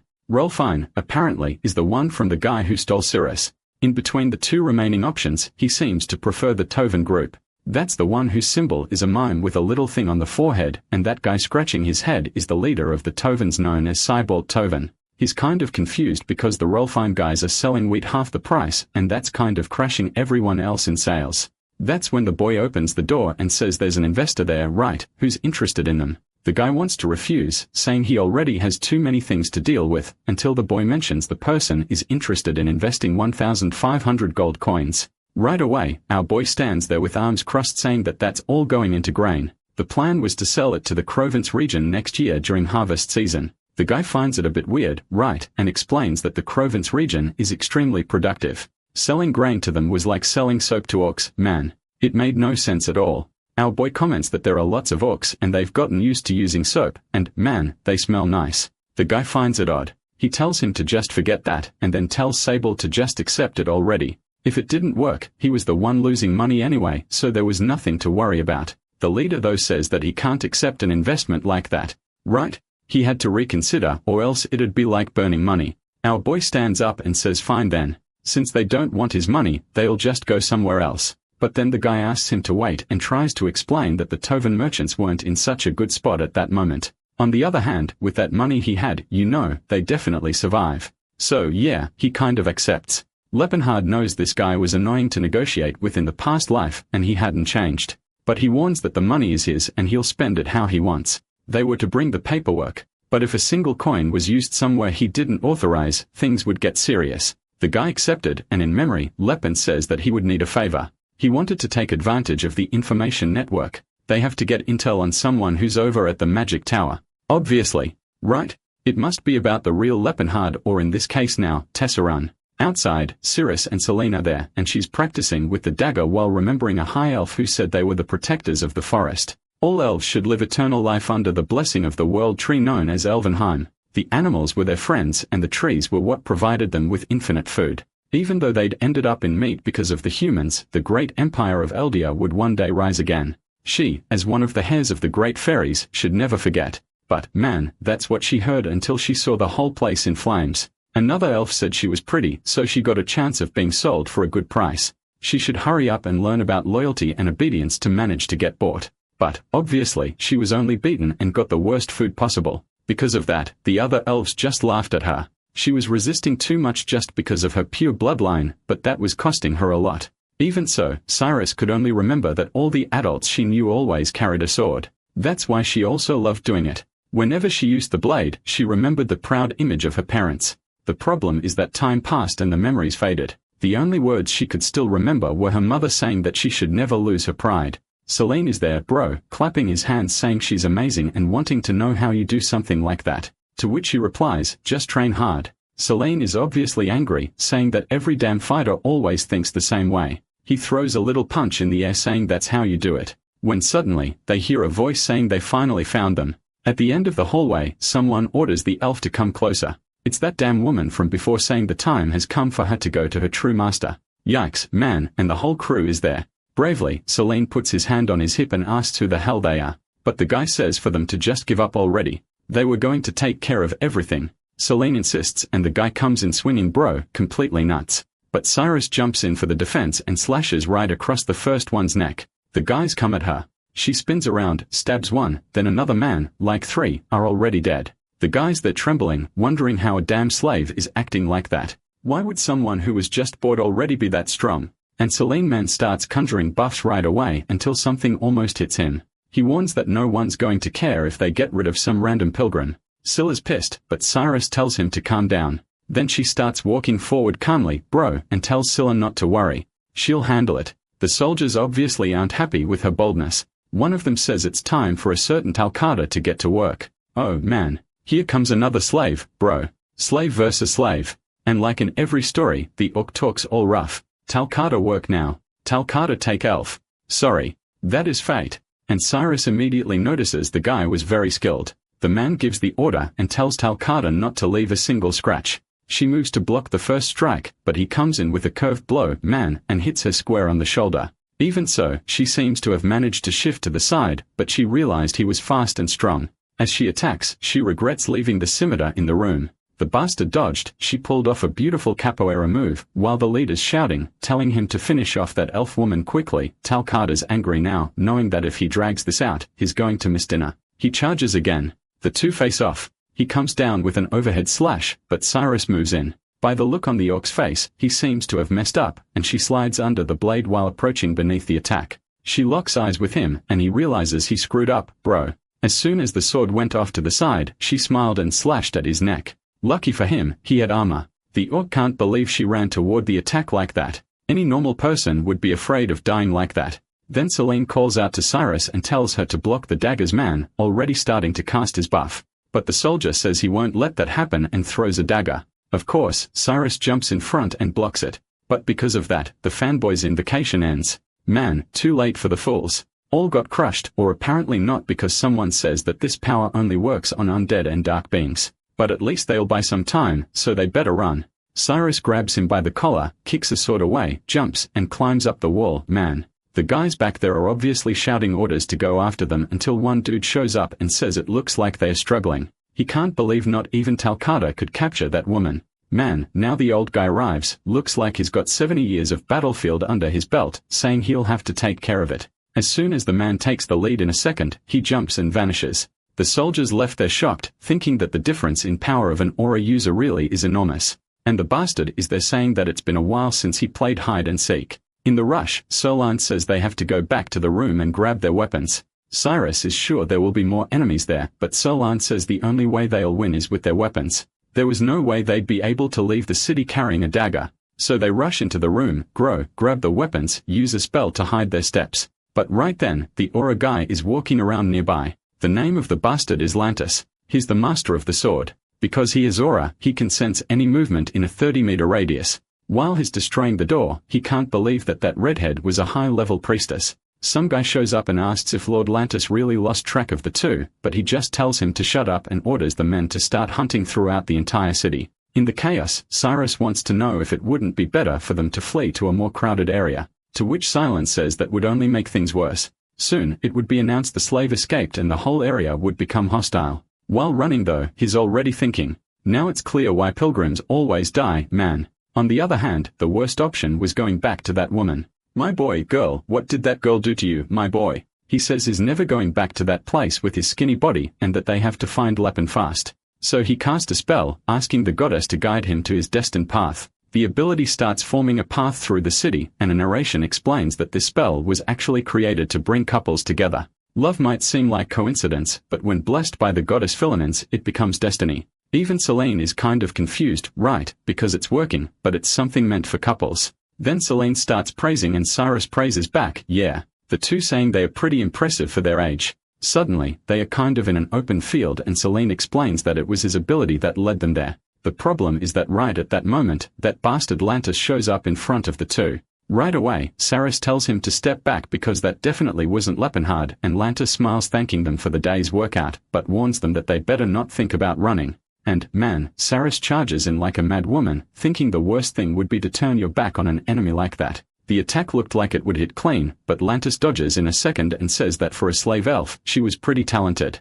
He's already behind her while Cyrus wonders, what kind of man was that? Stellan begins to activate his buffs, wondering why a swordsman of this caliber is involved in nonsense like this. He gives a whole speech and stacks like 5 or 6 buffs at once on the dagger. Looking at the dagger, Lantis is confused. To use that many buffs at once, he have to be at least at bishop level. And Selene is celebrating saying that even if it doesn't seem like it, he was one of the badasses from the Vasily region. Cyrus goes in swinging with her strikes, but even so, Lantis says it's not going to make much difference. In the moment, her blade breaks and the guy slashes at her. Yeah, bro. Selene's celebration got cut short. The bastard in front of them was an aura user, and even Lantis got pissed, saying he can't believe he was forced to use aura on an elf licker. Scylla knew that didn't make sense. An aura user shouldn't be in a place like this. With that kind of power, he could be living comfortably anywhere in the world. Sending this guy to capture a slave was like asking a dragon to use its fire breath to cook soup. Overhearing the conversation, Scylla finds out that his name is Lantis, a man who was once a renowned knight of the Empire. Born from a noble lineage, he awakened his aura before the age of 40, but Lantis carried a secret no one spoke about. His cruelty, which began with elf slaves, eventually extended to human women in the capital. Eventually, it reached the nobility, and that's apparently where his fun ended. Sealand says that now he knows where the Dan monster had been hiding. He couldn't believe an Aura user was getting involved in something so dirty. He really was just as vile as the rumors said. Lantis responds that even though things are tough, he still has to make a living somehow. He fled to this place after being expelled from the kingdom of Tychon. The other soldiers standing nearby is just thinking that for a merchant group, being able to afford someone strong like that was the biggest advantage. Lantis lives peacefully and does whatever he wants while they use the money, which they have no shortage of. Suddenly, Lantis points at Silon and says he's going to seal his holy powers. He knew very well what happened when you let a high priest keep his mouth open. Silon, bro. I don't even know what happened. It's completely struck down, and the guy is asking Lantis not to hurt the elf. Tarek would be furious. But Lantis just says they can always get priest to heal her, so it wouldn't be a big deal. Suddenly, he looks at Silon and says he noticed that this priest had a very pleasant appearance. The soldier says it looks like the worst has happened, and Lantis is saying this experience will be quite unique. Man, the big old hand is coming in to grab until someone slices it. I thought it was our boy arriving, but nope. It's silent, bro. Even Seal, he stood back up and said he wasn't gonna let them do whatever they wanted. The guy asks, how is someone with their tendons destroyed getting up? He was the most handsome, alive, fragile zombie he ever seen. Looks like they were going to have to cut off all 4 limbs to get him to stop moving. Right then, though, an explosion from behind, right man. The badass has arrived saying he found the bastards and that they were going to pay for trying to take Cyrus. Man, he's coming in with swagger, bro. Walking straight, tossing off the coat. Lantis is there trying to figure out who this kid is. Clearly, he didn't just look tall. You could feel a mountain of aura surrounding his body. Then the guy nearby says that that's the guy who bought the elf. And Lantis asks what's with this nonsense of calling him just some random kid. Just by looking at him, his whole body was going on high alert. Lantis knew that if he couldn't see the guy's power, it meant he was an aura user too. But how could someone this young already have awakened aura? At most, he looked 20 or 30 years old. He goes to draw his sword saying it's been a long time since he's seen someone truly strong. Lepin just replies that it's funny seeing him pretend to be a real knight. He was just a filthy old man and a pervert. Right away, Lantis charges in, bro. And, of course, Lepin steps in for the brawl. While the guy's swinging his sword, Lepin is punching the blade man. The knight standing nearby can't understand a single thing that's happening. And, bro, our boy's 1.90 meters is looking like 5 meters. It's straight up attack on Titan out here. Lantis is all twisted up in pain, but the fight seemed fair. A soldier asks if they should help, but the other warns. Man, if we get involved in that, we'll just die for nothing. While the fight goes on, Seelan is casting healing magic on Saris, who asks whether Lepenhard really was already a mana user. Lantis is still going at it, realizing that the bastard wasn't just someone who had mana. The bastard, on top of that, knew how to fight. No explanation made sense. Either he awakened aura as a teenager, or he was a 40-year-old man with a baby face. And then, bam, another punch from Leopard Heart, who's mad bro. Wondering why a dirty old creep like that had such sharp swordsmanship. From now on, he was going to punch anyone who said the path of the sword teaches good manners. Lantis backs off, crashes onto a pillar, and is trying to understand how the guy was blocking sword slashes with punches. Right then, he asked the boy if he was a student of Gerard, the king of the fist. What the hell? This guy knows everything, man. Damn. Lepin doesn't say anything, and that bastard wants to know why someone as strong as him would care about a mere slave. Lepin, man, asks, what's this talk about a mere slave? The people they treated as slaves have thoughts and emotions too. He lands another punch while Lantis dodges, asking what kind of idiocy he's talking about. Lepin remembers that in his past life, people reacted the same way. The belief that all other races were beneath humans was deeply rooted in the world. They could see other kinds of beings cry, laugh, or suffer, and still think those emotions mattered less than a human's. Lantis defends himself by saying humans were the chosen leaders. It was only natural that all the other races would serve them as slaves. Lepping says he only thinks like that because humans are the race currently ruling the world. His view would be different if another race controlled everything and he were the one in chains. When those in power enslaved the orcs, the humans celebrated. When the dwarfs were enslaved again, they celebrated. Same thing with the elves. But all that celebration was simply because each time it was the humans doing the celebrating, obviously. Lantis asks if he's lost his mind to actually believe elves were equal to humans. Lepping's punch hits the ground and he warns. Cyrus is not a slave. Once again, that bastard Lantis dodges. While howling, Lepin is thinking that his system like this is due to fail. Humans were fools to think this cycle didn't need to be broken or that their way of thinking didn't need to change. But it was also true that at this rate, humans would forever live in fear, and eventually, the chains would be broken and they would become the slaves. And that's why he knows that all of this has to change. And since it wasn't going to happen naturally, he forced it to happen. Finally, a punch lands on that bastard Lantis, who gets smashed into the wall. The man is sent flying and explodes on the other side of the building. And Lepping says no one better have the nerve to call Cyrus a slave. He was going to change his world for her, bro. And Cyrus, if they are wondering if he's right in the head, but remembering all the things her mother used to say, she smiles. Lantis is there, crushed under rubble, begging for mercy. But Lepping just asks why he would show mercy to a pervert like him. The guy starts swearing by his lord's name that he'll spend the rest of his life paying for his sins. Our boy says that judging by the expression, he did look pretty sincere. And Lantis says, yes, he can trust him. He never do anything evil again. But Lepping says, I hate how you people think. Believing a simple confession erases all the sins you committed. If you truly wanted forgiveness, you should give up on living, not beg to stay in this world. Lantis says, not to worry. He was going to die, yes. There was no need for Lepping to dirty his hands by killing someone like him. But our boy simply replies that he already had plenty of blood on his hands and he wasn't worried about that. Suddenly, he says, all right then. Since you said that, I'll believe you. He clenches his fists and says, I believe you're seeking forgiveness, so it's time to pay. Boom. One more punch and that's it, man. He was crushed. Forgiveness was a word that a bastard like him had no right to use. Woo, man. For a second, I thought he was going to let the guy live. I was about to tear my hair out right here, man. Glad you killed him. Thank you. He then turns to the two and asks if they're hurt. Oh my god. I called Selene a girl again. I can't.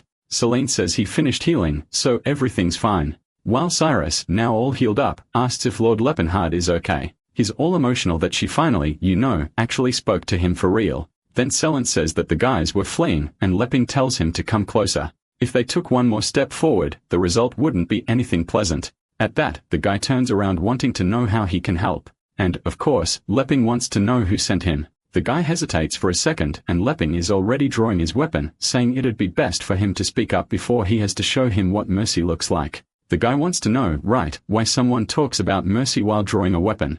Next scene. Everyone's got blisters on top of blisters and Lepping tells them to speak already. Then they reveal it was Tarek from the Rolfan merchant group. He lived in a mansion down in the southern region of Jeppelin.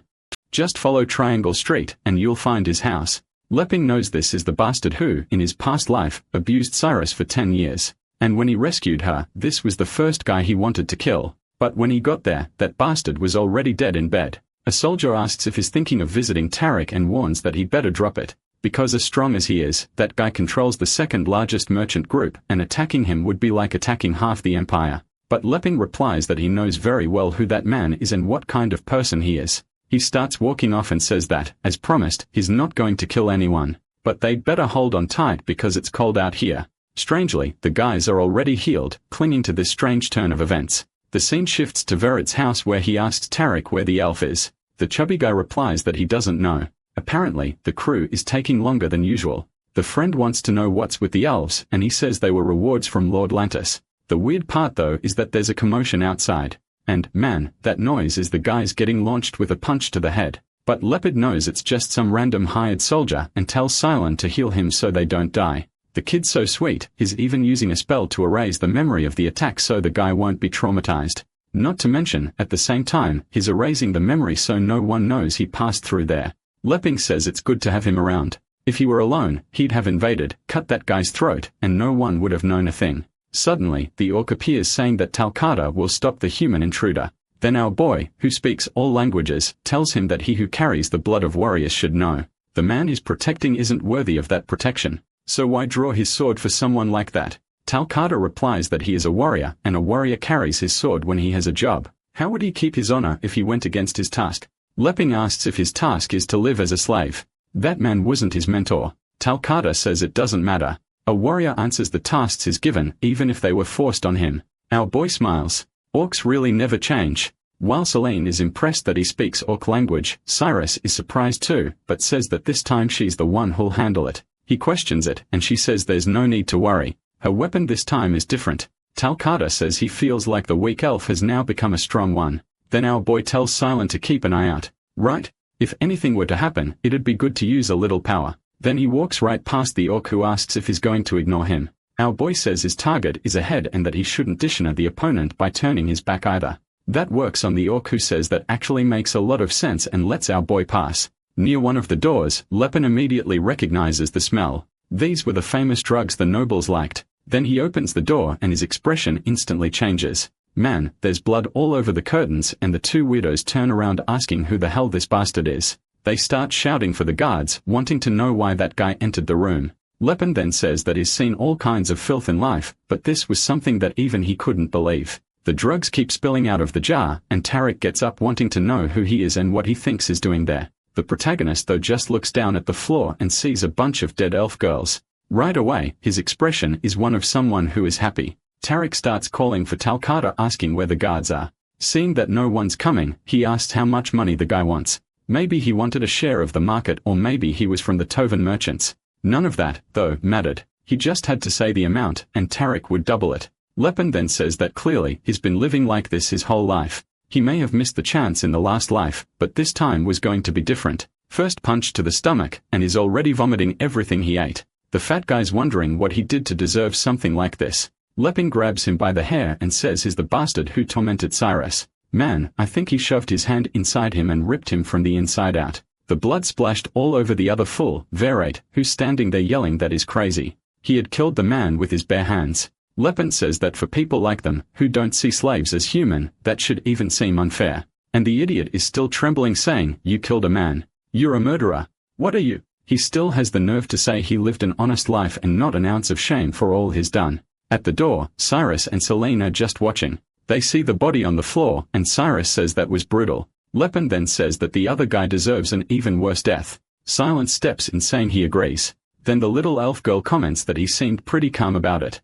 Our femboy replies that he's been an adventurer for a while, so he's used to it. Then he smiles and says that Cyrus managed to beat Torqueta. The poor guy said she was so strong, he didn't even have a chance. Lepin uses his perception and realizes that the orc who seemed half dead there could still be saved. At that moment, Varys yells out, saying he remembered the damn girl. She was the slave he had returned. Sargus, however, wants to know if it was him who killed that girl on the floor. He says that doesn't matter, and she starts drawing her sword, warning that his life wasn't worth that girl's, but that was the minimum to be paid. Mara replies that it made no sense to be killed over a simple slave. But, man, he already got cut, apparently. No time for much talking, stabbed again. As she spins the sword, Lepin is just watching. The girl's rage wasn't small. Sometime later, under the moonlight, in the middle of the forest, all the slaves had gathered around a campfire. Talcata says there were 17 elf women and 9 orcs. These were all the slaves who survived in the mansion. Cyrus thanks him. He says there's no need. His sword had been broken, and now her master was his master too. Still in comments that in terms of gender, yeah, it's a bit unbalanced. And the reason is obvious. There was no such thing as a male elf slave. The pointy-eared folks are all snuggled up, chatting in Elden tongue, which no one understands. While Cyrus thinks that maybe she misjudged who Lepin really is, he then shows up apologizing for taking so long. Selene wants to know what that is in his hand. He says it's the document of all the slaves. It wasn't easy to find since it's something important. Selene asks how he managed to find it, and Lepin replies, easy. You just get the right person, and suddenly, the thing shows up. The fanboy comments that he really acts like a careless idiot. Poor guy says that in 50 years of life, no one's ever said anything like that to him. And he realizes, yeah, in this life, he's being way more reckless. Apparently, the rough personality had taken over. Scylla wants to know what the document is for. Lepin says, you'll find out soon enough. Then he shows it to everyone and says he doesn't want anyone there to keep living as slaves. So starting today, he guarantees freedom for all of them.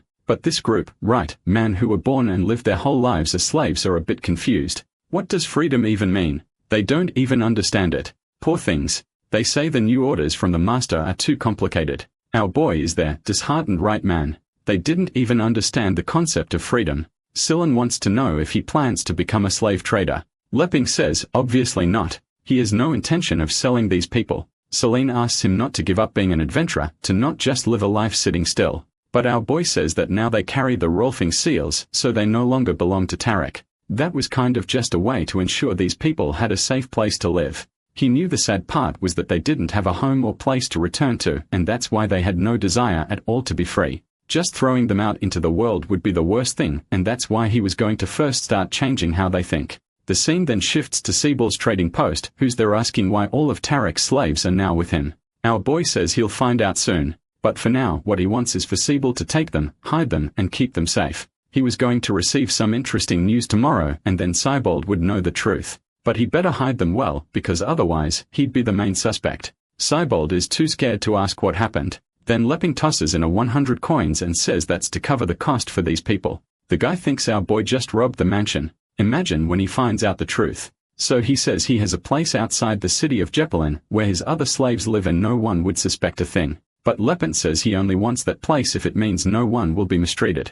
Savold says not to worry, but without gold coins it might be too much. That's when Leppin tells him this money is to guarantee their education. Of course, the guy finds that strange. Right? He says they must have already received plenty of training under Tarek. But what Leppin wants isn't training. He wants them to learn how to read numbers, write, study philosophy, history, all that. The man is confused. He's never heard of slaves receiving that kind of education. Why do something like that? Leppin, though, says it's not so strange if you think about it. The more skilled the slave, the better it is for the master. But Siebold, right man, sees it differently. To him, a slave can't even learn something like that. So Leppin replies, doesn't matter. I'm the one paying, so just make sure they get the education. Whether it's worth it or not, doesn't matter to me. Even though he finds it weird, the guy accepts. The only problem is that few academies will accept an offer like that, which scholars would want to spend their time teaching non-humans. But that's something Leppin had already thought about. He says those scholars also teach regular people, and regular people need money. Those are the ones they'll hire. The guy thinks it's madness. How can someone who hasn't even finished school teach anything? But, man, Leppin is having to argue every step of the way, bro. He says he doesn't want advanced knowledge, no. Just the basics. Finally, the guy agrees saying, fine. He'll do all that even though he still thinks he'll come to nothing. The truth is, this idea of educating slaves isn't even new. Someone had already proposed something like it in the past, but the nobles never embraced the idea. Why do you think that is right, man? They wanted to maintain the belief that only humans were superior enough to learn complex knowledge, and now Lepping knows he needs to start using that foolish belief to his advantage. If the slaves learn something like that, it kind of breaks a major argument. At the same time, it's more than obvious that a long time ago, these rules were made like that to prevent the other races from becoming intelligent and starting resistance movements. Obviously, most humans alive today have already forgotten that it started because of that. As soon as these slaves got educated, Subble would be shocked by the results. Right then, if he's smart, he'll want to start educating his own slaves to increase efficiency. If that works, it might become a sort of virus that spreads across the entire continent. Because merchants, man, they just want to make money. They don't care about anything else. The plan is to change perception, something he wasn't able to do in his past life.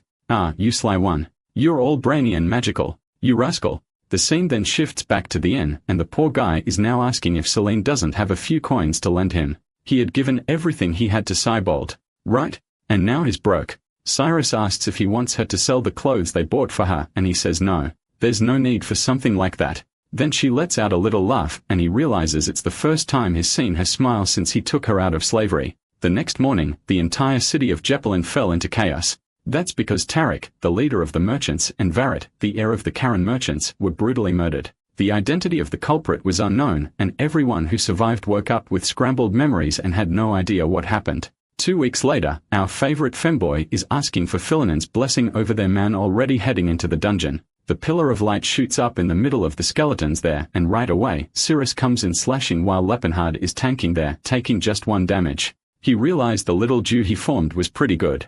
That's because Silen was syncing up really well with Cyrus. It was strange that someone so young like him had so much battlefield experience. How young was he when he entered his first fight? At this pace, he'd end up even stronger than the old rival. Right? St. Ellen. What's strange is why this kid didn't become famous in the past life. Right? Did he die young? He asks if the boy is hurt, and he answers that this so-called ruin of Elysian has stronger creatures than over in Fulton. That place there, like he just said, is the Elysian Mountains, and there's something extremely important there for Lepping to recover his magic. In front of the door, he says he finally found it. But Silen warns him, man, that thing was sealed with magic. No way they were opening it easily. What was the plan now? He should have hired a mage. But Lepping says, give me a few seconds and I'll prepare a spell. Right then, Celine gets confused, man, asking himself, what do you mean? Our boy tells him to calm down. It's just that in the past, he was a warlock. Obviously, that messes with the kid's head even more. What's this deal about a guy who fights and uses magic?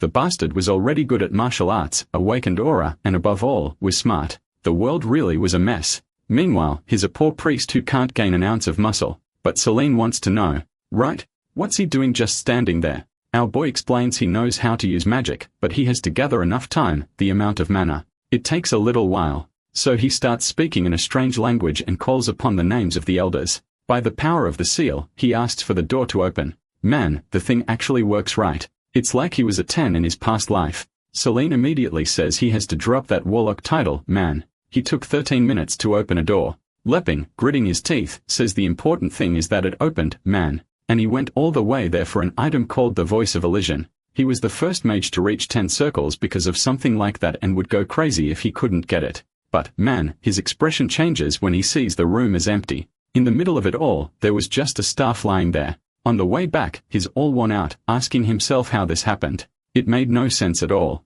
Celine says it's obvious, right man? Someone explored it before them. After all, right, the ruin doesn't belong to anyone. But Leping knows. That ruin was only supposed to be discovered 17 years from now, and he was the one who discovered it. Clearly, the future is changing. Celine, though showing a little piece of wood, says at least they didn't return empty-handed. That looked like a great artifact. Cyrus calls it by its elvish name, getting wrapped up in Energy Man, and Damn Dude, the demonic bow of Nalen, a magical weapon summoned through magic that caused more damage the more the person concentrated. It looked like something ordinary, but it was made from the sacred tree of the elves. One arrow disintegrates the whole tree. Holy hell. Why would someone leave that behind? Who stole the thing our boy wanted? Stylen says he'd never imagined that little piece of wood, right, was such a rare weapon. And Cyrus comments that really, it was something amazing.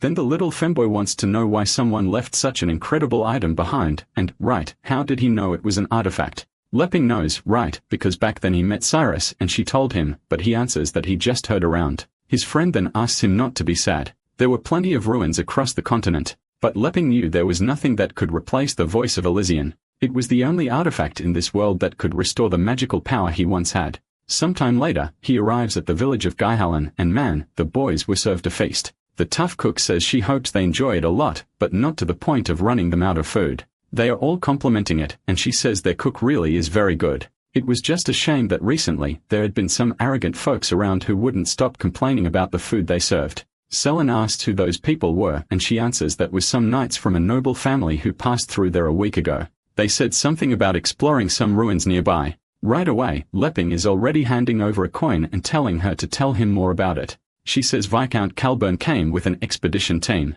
The strange thing was that everyone on the team seemed much stronger than him. In fact, there was a knight clad in gold from head to toe. You could tell he was strong just from how brightly the sword shone and how the armor reflected. But at least he was a really respectful guy. Leping knows very well who the famous Mage with the shiny outfit is dude. Then the scene shifts to a castle where someone thanks this captain, Uses, for his work. He replies that it was all thanks to Viscount Calburn. But the Viscount says, come on, my boy. Thanks to your reputation and everything the Knights of the Golden Kingdom are doing in this region. It was an honor to witness your skills up close. Eustace says it was nothing much and then announces that, as promised, a third of the artifacts will go at him. And, obviously, now our protagonist must already be heading in the direction of these guys. Back in the meeting, after they said, right, that he'd have to keep a piece of the relics, the old man said that was fine. For him, it was a privilege to fight alongside a knight, so he didn't mind. The bastard saying that because he already has enough money, and having a connection with a guy like that was more important. Look at this artist, dude. He made a split painting to represent how separated they are. Big brain. Eustace wants to know what Calburn's going to do with the adamantium or a calcum they found. He replies that he's already sent some guys to craft some weapons and armor. Eustace says that from the looks of it, he must have countless talented dwarfs, right man? Suddenly, he laughs and calls his daughters. I didn't get what was so funny, but he's going to do the obvious. Right? Tells his daughters to introduce themselves to Eustace. Says he knows Eustace is married, but he wants to build a good relationship. I'm not understanding. But my guy, Eustace is Sigma in relationships. He says that in this life, he has no intention at all of getting involved with another woman. Whoa. That made Calburn even lean a bit sideways. Right? Did he offend the bastard? He asked something about the guy's younger brother, but right then, Eustace shatters the glass, his hand bleeding, and says he doesn't have any younger brother. Everybody starts shaking, bro. He just apologizes. Suddenly, the door bursts open and a guy says that a demon appeared from one of the artifacts. I thought it was like a metaphor, but there's a half-horseman with sights on his elbows, sending soldiers flying everywhere. Husses takes a look and sees that it was probably a summoning artifact that got mixed in. It was just weird that no one noticed something like that. Then his expression changes and he clenches his teeth, wanting to know what that idiot thinks he's doing. Someone starts approaching the fight, carrying a base shield with a sword on his back. Man, this kid's got a guts from Berserk 5. Doug, you'll feel that too. Just me. All right. The mags are getting some attack orbs ready over there, calling for the great uses, and the others are throwing some ice attacks. Man, it's chaos everywhere. Soldiers on the walls, bro. This devil won't give up. Then the brother raises his sword and says that now that the foot is immobilized, they just have to wait for the captain. But then another guy looks back, desperate, and asks what the hell Russ thinks he's doing. Apparently, Russ is our deep-web guts man still charging and saying he's gonna take down the creature. He jumped in all on sheer willpower, but I've got a feeling he's gonna starve. The slash looked dead on. Blunt even spurted, but the boy, right man, he got smashed and thrown to the other side of the gate. He gets up kind of crook when suddenly a barrage of fire flies in and hits the creature in the chest. Someone tells Mr. Lot to leave the idiot there and maintain the perimeter. Russ calls out to Eustace, who turns and tells him to stop calling him by name. They weren't brothers since he was born from someone with a dirty body. Did Russ's father get with another species, or was it just some girl from honest work? Eustace, looking at the creature, says it's Stefan, a monster only those who use aura can defeat. He tosses the sword to the side, does a few moves, puts it in front of his face, and calls for Eldra to awaken. Ah, so you're a Power Ranger, sneaky one. Look at the little armor showing up on the boy, dude. Now it's clear why Lepenhard recognized him just by the armor and golden sword. And apparently, we're not even going to see the fight. We are already back with our boy and a little femboy, who's telling our guy that Eustace is one of the strongest magic swordsmen on the whole continent. Sog even say he's as strong as aura users. Ah, so he's not one. I thought the guy was the badass man. He's out here starving. Lepen, however, doesn't care about that. He just said that Cyrus looks beautiful in that little pajama set. Then Silent comments, right, that even though the guy uses magic sword stuff, will he really handle someone who uses aura? Lepen says it's hard to say. The Eldritch armor was the most powerful weapon that existed in that era. The problem is it wasn't easy to wield the power it gave. That item was made from the true gold of Eldritch, a material infinitely more resistant than mithril. Both the armor and the sword were considered masterpieces of the Silver Age. Wearing that item lets you create countless spells with a simple command, but the combat ability still depended on who's using it. Then Eustace says he'll become one with the feather that rides the wind. The creature starts approaching, but he goes in with a vertical slash, calls for Eldra to awaken again, aims for its head, boom, an 8-circle explosion. Back in bed, our boy says that the Tens family has been doing tons of research into Eldred's power. After all, they know that just having a powerful tool doesn't make anyone invincible. Selling comments that he seems to respect the magic swordsman a lot. Right? Normally, people who rely on aura aren't like that. Lepen explains it's just because the way House 10's master armor use was above most swordsmanship. Back with Eustace, he's there mid-fight prepping an attack. For the love of God, every knight's gotta read like 15 magic bubbles. I'm just gonna say he threw out an attack, alright, while he's killing the beast, Lepen's explaining. Not everyone who trains in swordsmanship can awaken aura. However, the golden armor always stays with the most important person of that generation in that house. So, right, a knight like this always exists. That's why this guy's house is so powerful. They are guaranteed to have a knight in every generation who's as strong as an aura user. He comes in for another attack now, this time calling for the blessing of the goddess of ice and finally seems to open a crater in the beast's chest, and everybody celebrates. While he's there in his swag after killing the monster, Lepen's in bed wondering if he could beat that guy. Celine asks if our boy's planning to fight the Tens family. Lepen says no, but he has to recover the artifacts. Celine Danhem is way too honest. He says he helped our boy before, right, because it was kind of the right thing to do, freeing those slaves who were suffering. On the other hand, House 10s had honestly explored the ruin and took the artifacts. So, right, there was nothing wrong with what they did. If you were to take them now, it would be the same as stealing. Lepin realizes he'll have to convince the damn kids somehow, and so he says he's going to reveal the truth at their companions. Apparently, he mentioned right about having Master Gerard and said that he needs to retrieve the artifacts the Master hid in the dungeons, and one of them was that one. Porcelain's over there thinking, right, that it makes sense. Right? Our boy argues that, of course, it does. Otherwise, how would he know the paths and everything else? He feels bad for having to lie to Silan Man, but he just can't help it, dude. He needs those artifacts. The kid, though, even being deceived, says he finds it strange. No matter how valuable those items were, Lepin didn't seem like the kind of person who wants to steal from others, which makes him realize that he really must need whatever it is. That damn femboy can't be fooled. Right, man. Lepin just says he really needs it. Back with Usus, a brown officer is showing up there praising him, saying it was incredible, wasn't it? Cephian didn't stand a chance against the Golden Knight, but Usus just tells them to clean everything up and stop bothering him. Then he glances at Russ and Man. I'm already feeling sorry, and says that someone who can only do a vertical slash is useless. He should stop going around saying he belongs to the House of the Sword of Tens. That thing about only doing vertical slashes, doesn't that come from a story or something? Like, Lazy Noble don't know if you've seen that one where he, right, only does that, just vertical slashes. And is a beast, dude. Russ is there saying that he still belongs to the house and to the sword he carries too.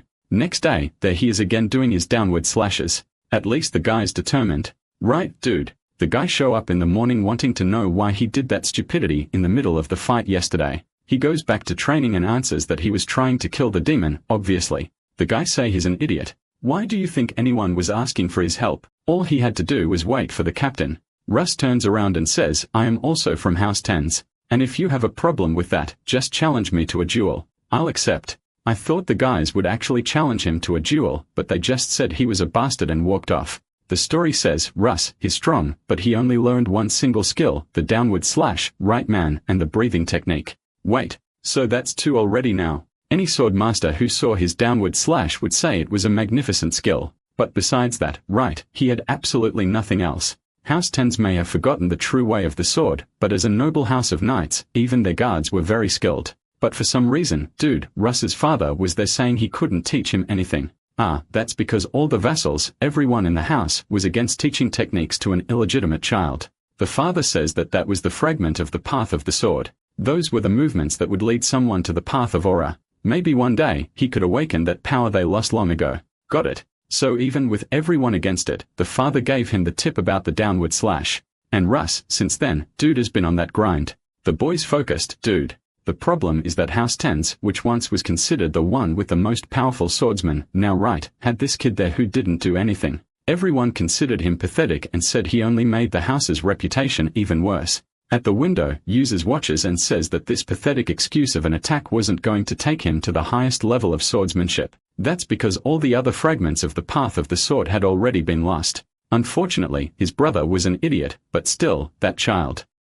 So you can get Hitachi now, sitting by the window playing the edgy villain, and when the boy gets close, you pretend you don't like him. But you do like the kid, don't you? You sly dog. Russ is over there exhausted, focused, and yelling, and Usus from afar says he's a genius. Now I don't even know if he likes the boy, if he doesn't like him, if he thinks he's a genius, or if he thinks he sucks. I'm confused. Why did you know is that there's a Leopard out there in his cloak dude moving through the forest saying it's better to try and sneak in this time. What's making him angry is that damn Viscount has a gigantic castle. No wonder. That's the home of the guy who controls all the mines in the region.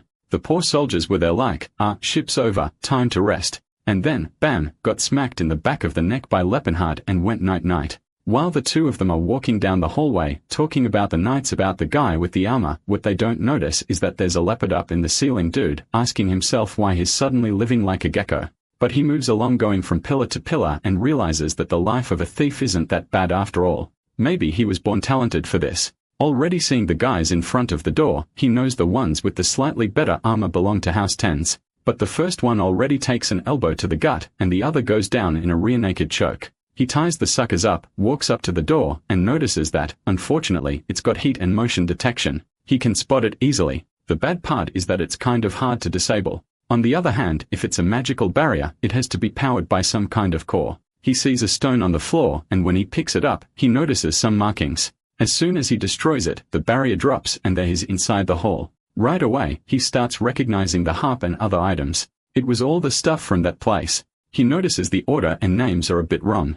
Right? Like, whoever touched it didn't know what they were grabbing. He's zooming through the corridor, knocking everyone out, but the hard part is holding back so he doesn't kill anyone. The mags are casting some kind of fireball spell man, and our boy grabs a dude and uses him as cover. The guy calls him a monster, but our boy knew that guy's clothes had magical protection. The guys rained down a volley of arrows, which on Lepin's body felt like someone threw water. The problem is suddenly some kind of liquid-like chains hit him and start clinging to his body. Lepin's impressed. They already realize they can't capture him, so now they are just trying to immobilize him for a while. It was hard to admit, but these knights really retrained. That's when someone slams a shield on the ground. Russ comes running and says he's gonna make him suffer by the sword of tens. Another soldier tells him to fall back, while Lepin wonders, what the hell does this idiot think he's doing? Man, the problem is he's coming hot with that downward slash, dude. Strangely, Lepin seemed to know who Russ was. He just couldn't remember exactly. The steps were normal. The body was normal, but that downward slash was surreal.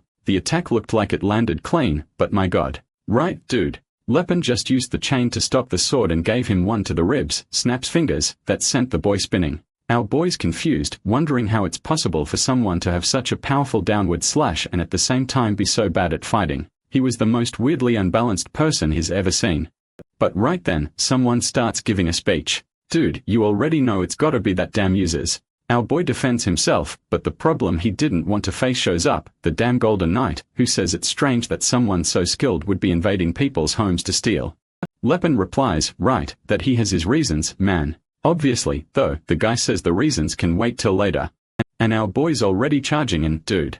At the Academy of the Undefeated, they teach that whoever strikes first wins. Uses charges in too.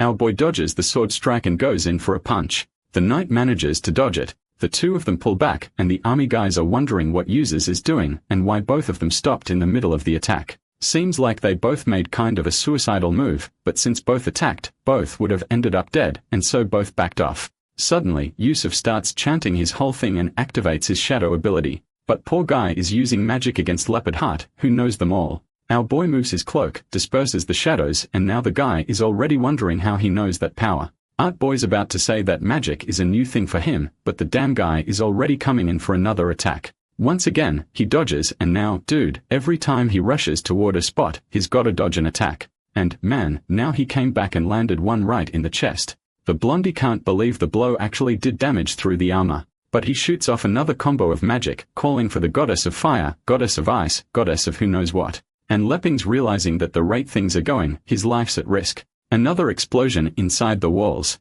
And from the middle of the smoke, he is now realizing he's gonna have to take this seriously. The guy had used a material destruction spell, that's an extremely advanced kind of magic. And Usus, once again, wants to know how the hell this bastard knows how to deal with all the spells. The only way a human could fight him on equal footing would be if the person was an aura user. Then he activates a decomposition ability and a purplish toxic mist forms around Lepon, but he also knew that you could neutralize that with a simple air shift. One stomp on the ground, the attack breaks, and is already face to face. Clean hit, he manages to block again with his sword, and the bastard is still thinking about whether our boy has aura, right man?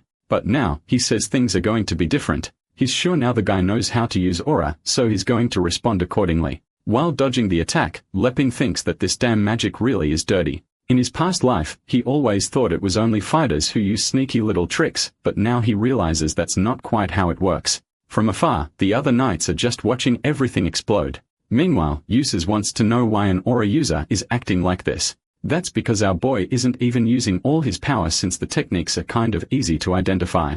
He didn't want to associate this theft with his master's academy. And Uses starts noticing. He had the physical prowess and the power of an aura user. So why wasn't he using aura? If that was the case, he was going to lose there without doing anything. So then he calls for Eldrith and Eldrin to awaken.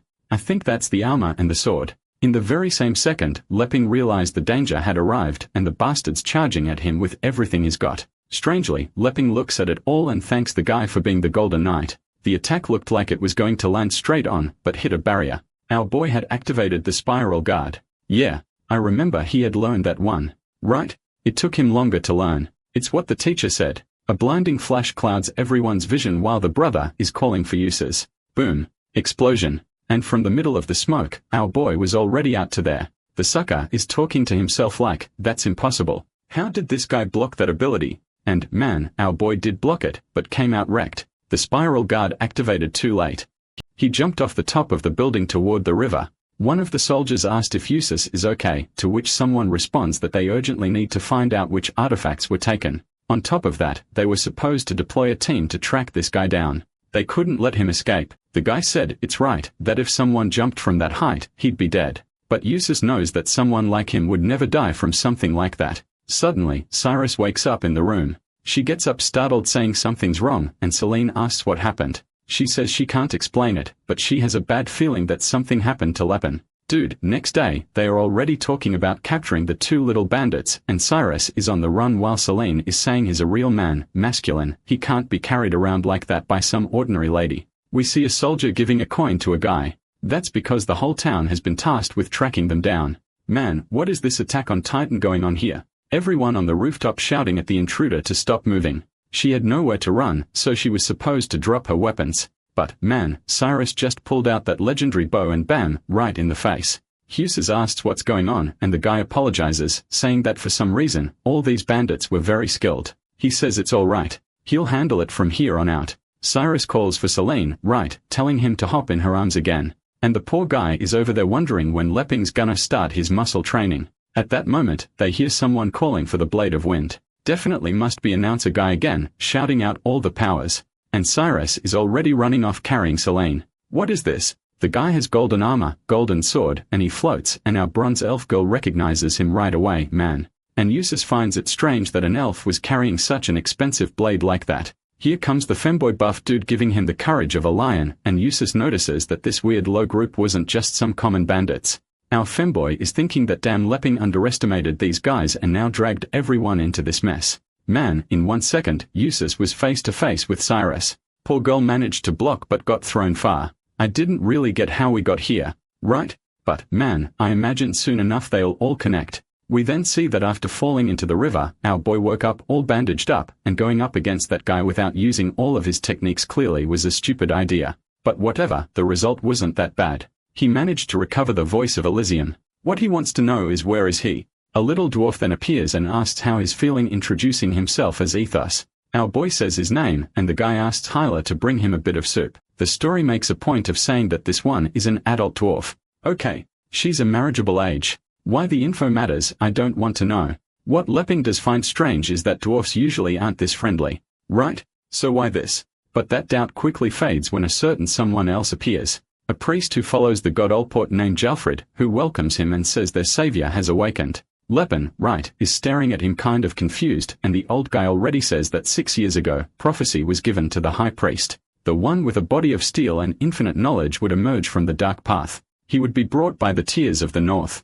They would follow him for he was destined to change the future and bring salvation. The explanation, right, the big smart guy was going to float out of the river currents and save them because he's the badass. That was the explanation the high priest gave to the dwarfs. Our boy realizes that the look on the dwarfs' faces summoned up. Yeah, this outpour is the god that the dwarfs follow and is the one who gives the prophecies. Apparently, a new one was given 6 years ago when he reincarnated in this world, which shows that once again this god is present in this timeline and is taking action. Apparently, the guy was willing to support him once again even though he failed in his previous life. Truly a generous guy, or actually a generous god, right? So he asks if the dwarf healed a human just because of this prophecy, and the guy replies that he would never doubt the words of Olport. Sometime later, the little dwarf girl is saying that his recovery is amazing. He gets up and says it's thanks to the suit she made. The girl is staring at him all cute, wanting to know if she should call Gelfrid again. I'm thinking this dwarf girl might have some interest in other races. He starts walking off to find the guy, and she's clinging to his arm.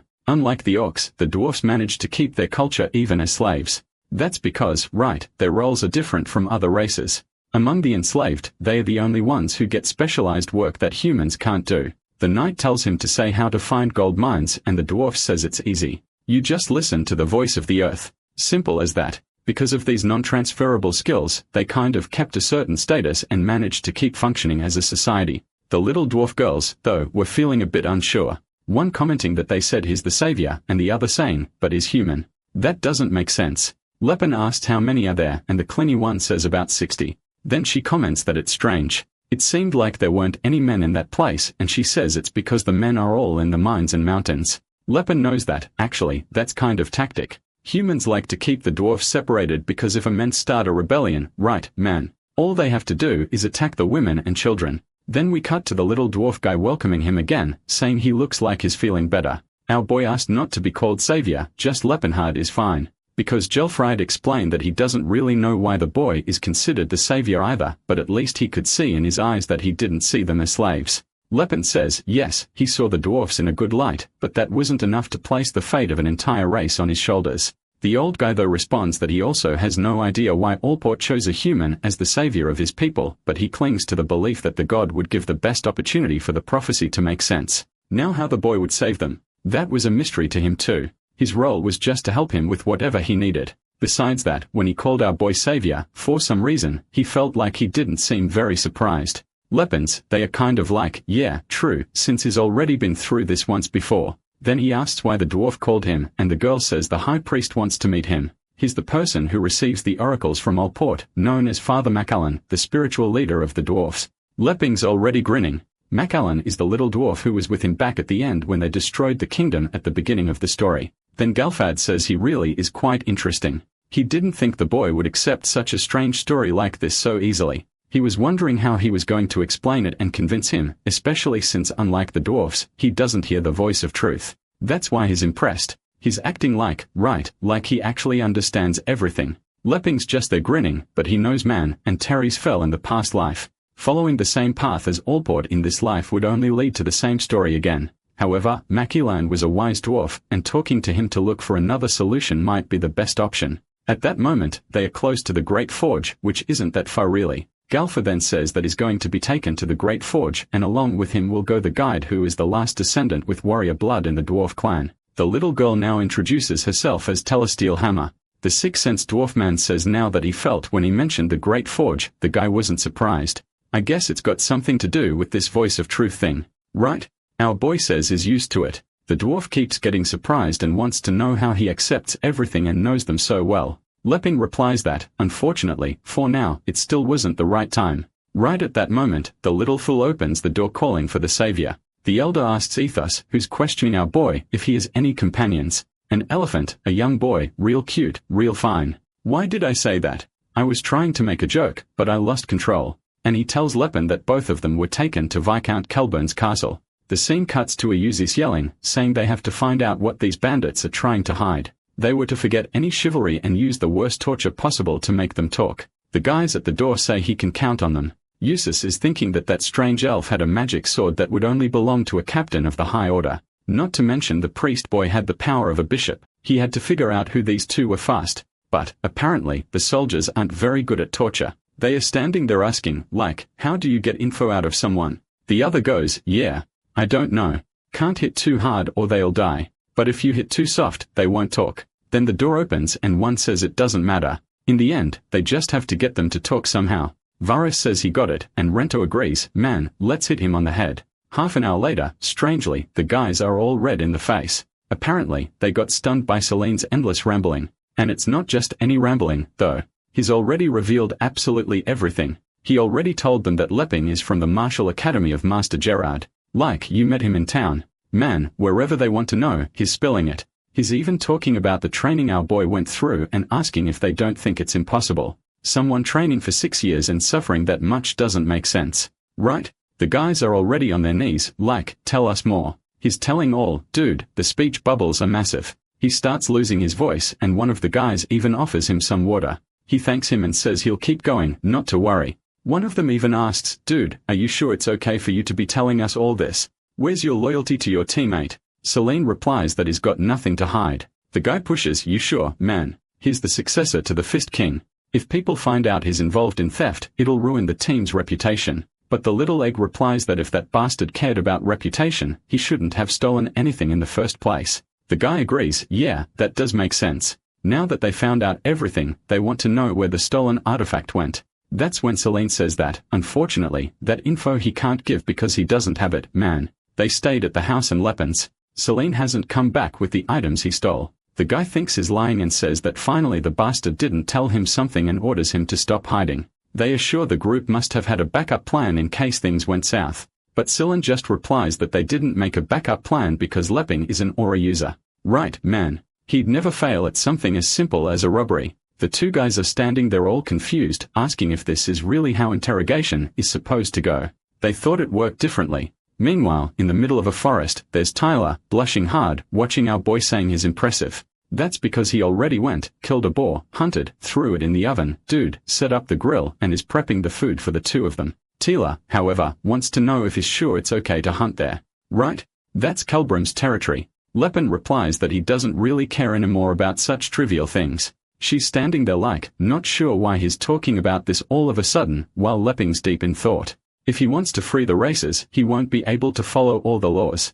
After all, the very act of wanting to liberate the races is in itself kind of against the law. He takes a bite of the meat, saying he's gotta hurry up, recover his energy, and settle this. Meanwhile, Tiller is just staring at his body, saying that he was healing way too fast. One movement of the arm to the side, man, everything goes quiet for a second and boom, a barrage of energy bursts out. The beast stands up, abs over abs, saying that now he's 100%. Back at the castle, there's Usus, saying he knows it wasn't a coincidence. Out of all the artifacts, that guy didn't just happen to grab that one by accident. That young man knew something. Then we jump to a month earlier. Someone approaches and asks if he's Usus, the Golden Knight. He tells the guy to identify himself, who says that if he really is the heir of House Tens, he'll recognize that symbol. Upon seeing the crest, he knew it represented the Silver Sages. On the day Usus became heir, his father revealed the secret passed down to all successors. It was exactly about these so-called Silver Sages, powerful beings capable of destroying nations. They carried all the world's knowledge and wisdom and had technology and magic far beyond what exists today.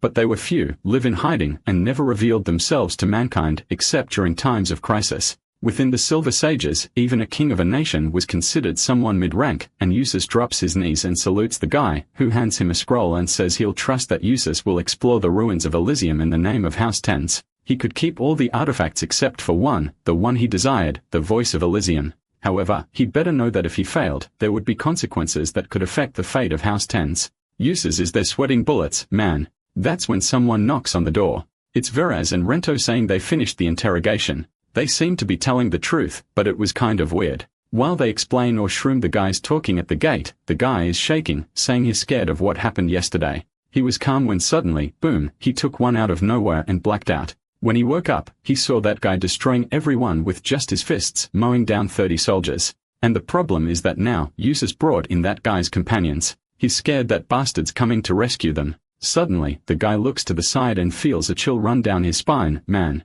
Oh, snap. Walking across the bridge is Lepin. He's already arrived, activating the Horn of Calamity. At that moment, Usus's face is full of fear inside the room, asking if that guy really was a student from the Academy of the Indomitable. Why would a Silver Sage want something that belongs to someone from the Academy? Keep in mind, right, that Ceylan probably already told them what our boy said, how his master left that item there for him to retrieve. And I think, yeah, he told all of this. And now we are at that conclusion. Got it? I think so. Right? Usus knows there's a chance it's a false claim. But still, that boy was a bishop with power like Philinance, and someone so young with that level of sacred power surely didn't have the knowledge to fake this kind of stuff. To Usus, those two were just pawns being used by that guy. And the problem is they were now going to be abandoned without a second chance. How was he supposed to capture the damn leopard if he already escaped? He could use the power of House Tens, but even then that would be meaningless since the Voice of Elysium couldn't be recovered anymore. In the middle of that thought, dude, everything is interrupted by the explosion on the bridge.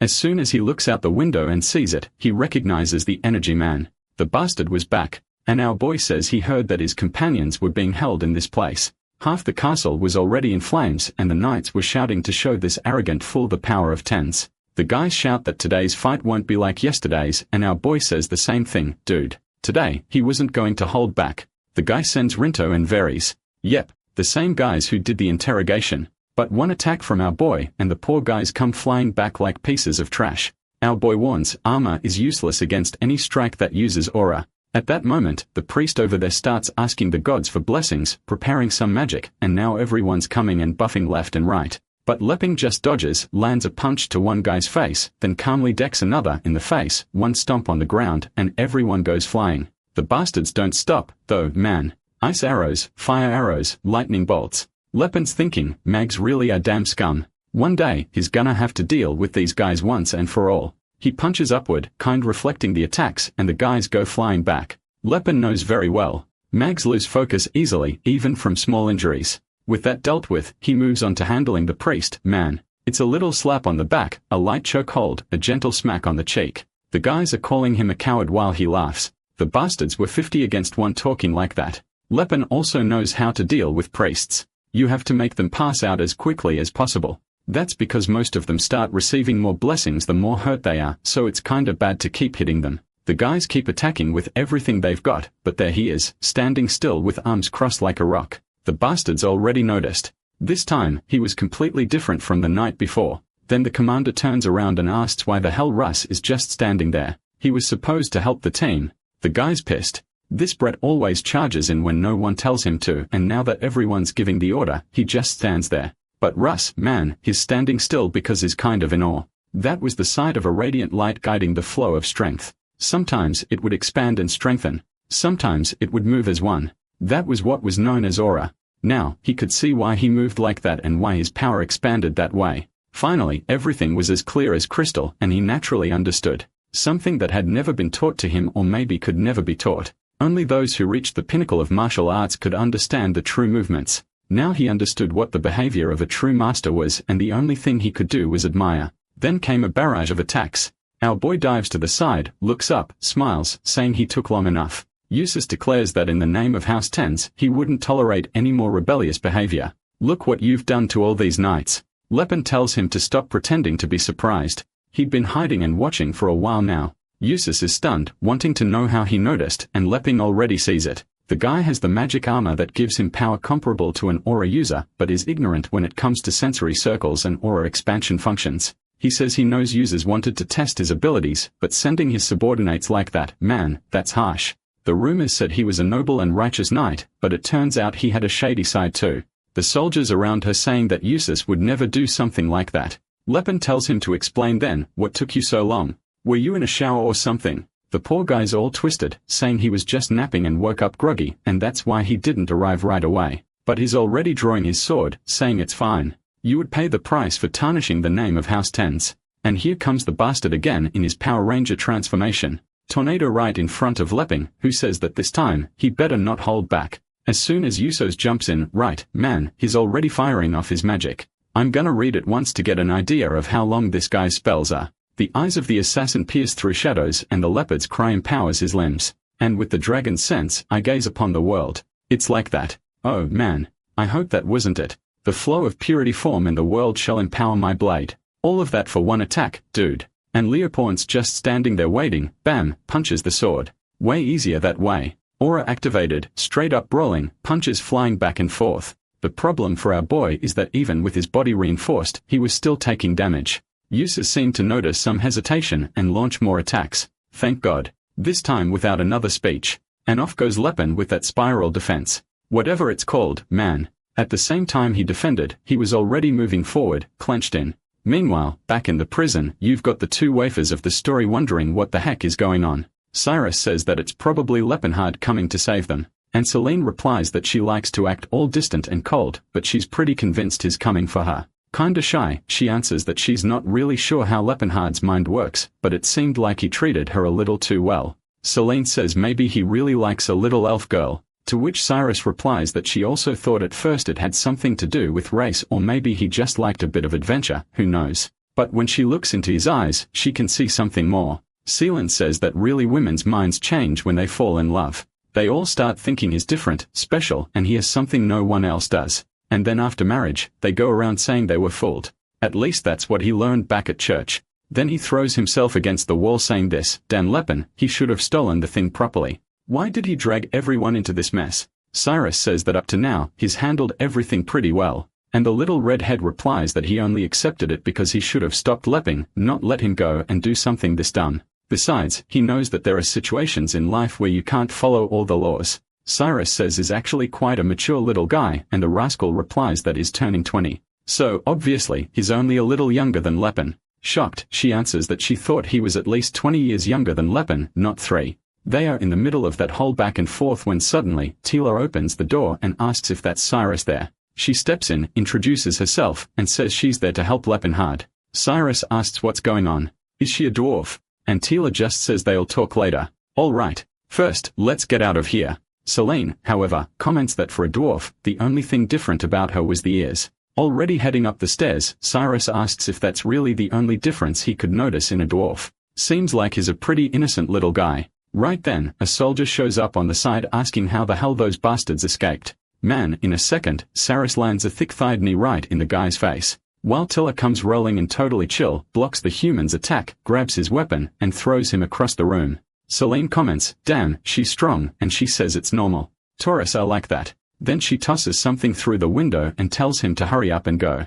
The flare explodes in the sky, and our boy already knows that Taylor pulled it off. At the same moment, Users realizes everything up until now was just a trap, and our boy is there or activated, saying, "Of course it was. Why would I enter through the front and draw so much attention otherwise?" But that just makes Users lose it even more because Lepping still wasn't using all of his strength. He comes at him with another sword strike. Our boy dodges to the side and now moves in to land one right in his face. The bastard still manages to defend and swears he won't be defeated like this. But now Lepping is advancing without giving him any time to breathe. One more punch. It looks like it hits the ground just as the guy comes from behind. He launched an Edram attack, but our boy takes one step to the side, comes up from below, and lands an uppercut right in the gut. But Lepping quickly noticed the sensation wasn't that of a normal body. The guy turned into a bunch of shadow, and several clones started popping up around him. But our boy, being a magic expert, knew that these illusions were simple to deal with. All he had to do was sense the presence of the real one.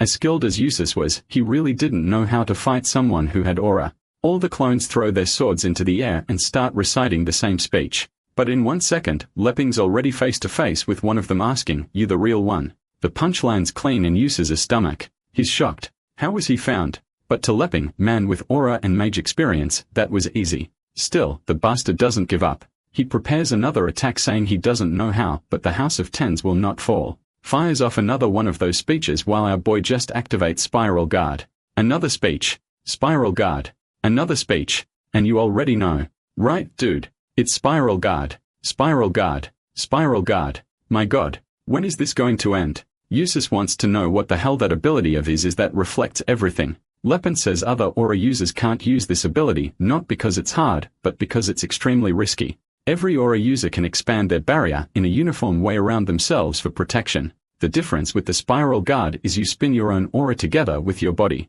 Normally, it rips a person's body to shreds. But his right man, trained like steel, stays completely intact. The only problem is that it burns through a massive amount of aura. The upside, it blocks anything. Usus wants to know who's backing him. Leppin steps aside and says, "That'd be my assistant over there."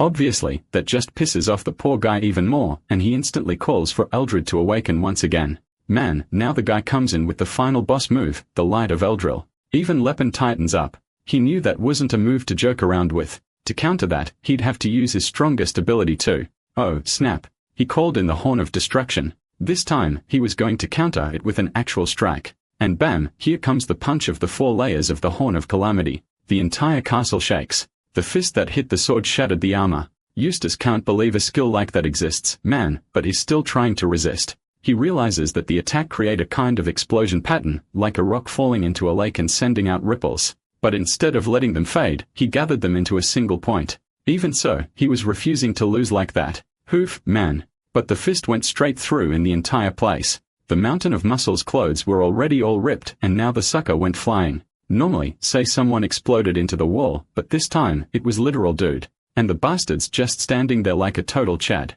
Meanwhile, the rest of the army is trembling, wondering how the captain lost like that.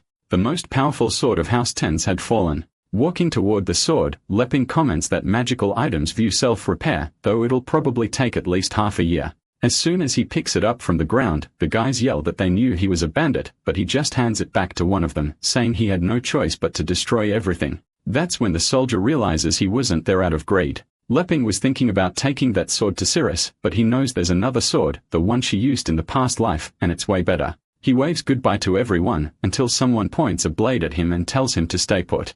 It was that bastard, Russ, saying it wasn't over until the entire house had fallen. His buddies are asking, like, what do you think you're doing? That guy just beat your brother. The soldier's already thinking of kicking the bastard out, but Russ just walks forward. Leppin, watching, knows that's the same guy with the downward slash. At least, he didn't seem like much to worry about, until suddenly, the guy's blade gets completely surrounded by blue energy, and Leppin barely dodges. Worse still, the slash actually affected his body. The only explanation for that was that it was an aura blade. The guys asked Russ what the hell he did, and he says he simply reclaimed the Sword of Tens. At that moment, Leppin recognizes the color of that mana, a blue lit the sky itself, and remembers the swordsman Cyrus, who came to defeat him, saying he would bring an end to that dark empire. When he says that name out loud, Russ asks how he knows it.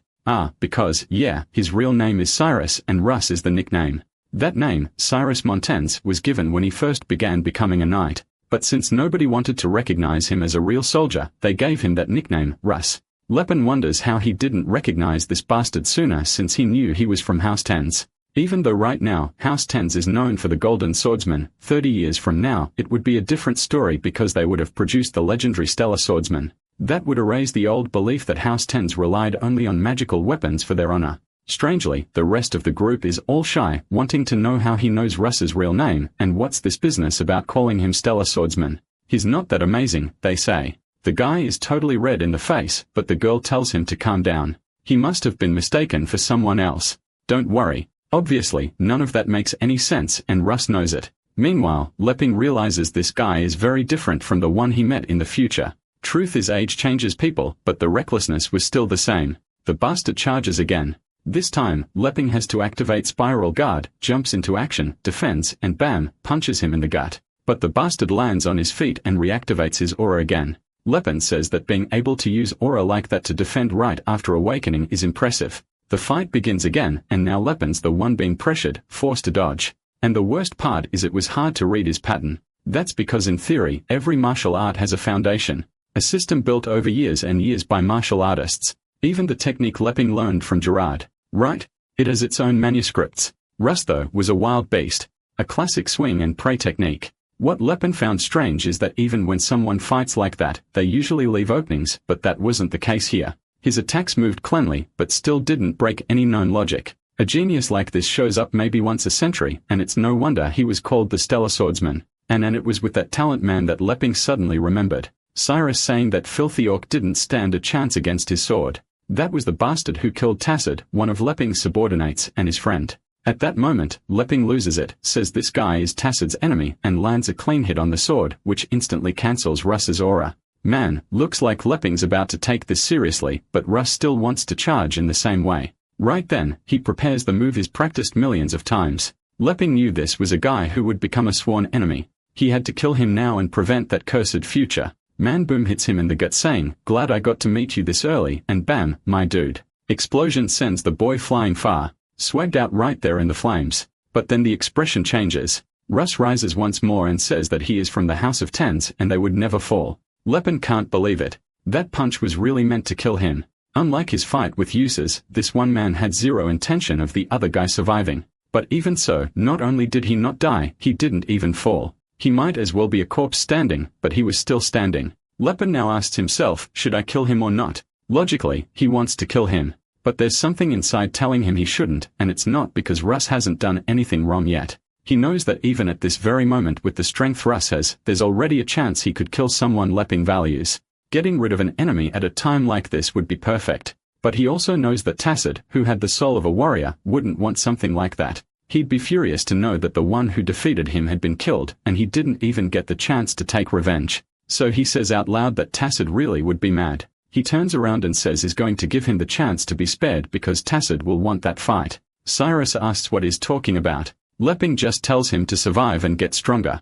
It was for Tacid's sake that he's walking away alive. In the past life, those two had fought multiple times, and every time they fought each other, their skills rose to even greater levels. You could say Tacid became the great orc warrior he did thanks to the battles with Cyrus. And if Lepin kills this guy now, he'd be affecting his friend's future too. With that, he just walks away, while the kid stays there frozen watching. But, whoa man, he clenches his teeth and screams, bursting his aura and slamming his sword into the ground. The scene then shifts to the forest. That fight was intense, man. So much happened. Jesus. Now in the forest, the tiny dwarf girl says it's good to see he came back in one piece. Lepin thanks her right that everyone's safe, while Celine says it's thanks to them that they had to go through all of this. He knew a pilgrim's journey was full of adventure, but he didn't expect to end up in jail. Lepin apologizes and Celine tells him he needs to think straight. Cyrus is an elf and a woman. Yama start imagining the kind of things that could happen to her. Right away, Lepin approaches and asks if she's okay, if those bastards didn't do anything. She tells him not to worry, that it was a surprise, but the knights were all well behaved. So now he's either thinking that he better start being more careful from here on out. Everyone now wants to know. Right? What was it that he wanted so badly? He shows them the cube, and Celine says that thing doesn't look like something for martial arts. Leping apparently fakes it and says he doesn't know what it is either. The master just told him to grab it. But whatever, it's time to get out of this place. Back the castle, now everyone's gotta start rebuilding after the destruction, right man? One guy carrying a beam asks his buddy if it's true. He says, yeah, he saw it with his own eyes. Finally, an aura user appeared in tens. Whoa, man. The news reached Usus. Let's see how Big Bro's gonna react. Yikes. I can already tell it's not gonna go well because he's asking how someone with that filthy blood could awaken something like that. He says it's the fault of that damn father who always favored Russ. The elders praised him for his skill with armor, but behind the scenes, everyone was begging for the birth of someone who could use aura. And now the Ten's family had that person, a knight who, all by himself, could elevate the entire family status. But what does that mean for Usus? He looks at the items that are still slowly regenerating, and whoa, man, he picks up the sword and says that he will forever be the sword of House Tens. The scene cuts to the edge of a mountain, where Russ is just standing still, laughing, all happy, with a smile on his face. He already knew now that he'd awakened, the entire world had changed. He might not have gotten where he wanted, but now he sees the path. Except right in the middle of that celebration, the bastard shows up behind him, wanting to know why he's so happy. As soon as Russ turns around, Usus says, I heard you awaken your aura. Why don't you show it to me? Russ, all innocent, just shows off his power. Man, Usus looks at it and says it's a wonderful power. Oh my god. I have a feeling about this, girl. Russ is standing there all happy. Finally, his brother was recognizing him. But then, his face changed mid-thought, and the sword had already been driven into his stomach. Seeing his brother's face, he can only ask himself why. And the bastard's still going on giving speeches and activating his powers, man. At that moment, Russ realizes the guy's trying to make sure he dies. And the bastard says the House of Tens only needs one sword, and he would be that person. Man, I don't know how, but Russ manages to defend himself from the second attack. From afar, people start yelling, asking what that explosion was and what happened. Russ takes the chance to throw himself off the edge of the cliff and falls into the water. Yusef's new life was unpredictable. There were countless stories of someone jumping into the water and coming back for revenge, and that's exactly why he had to prepare. He drops to the ground, kneeling, and the guys ask what happened.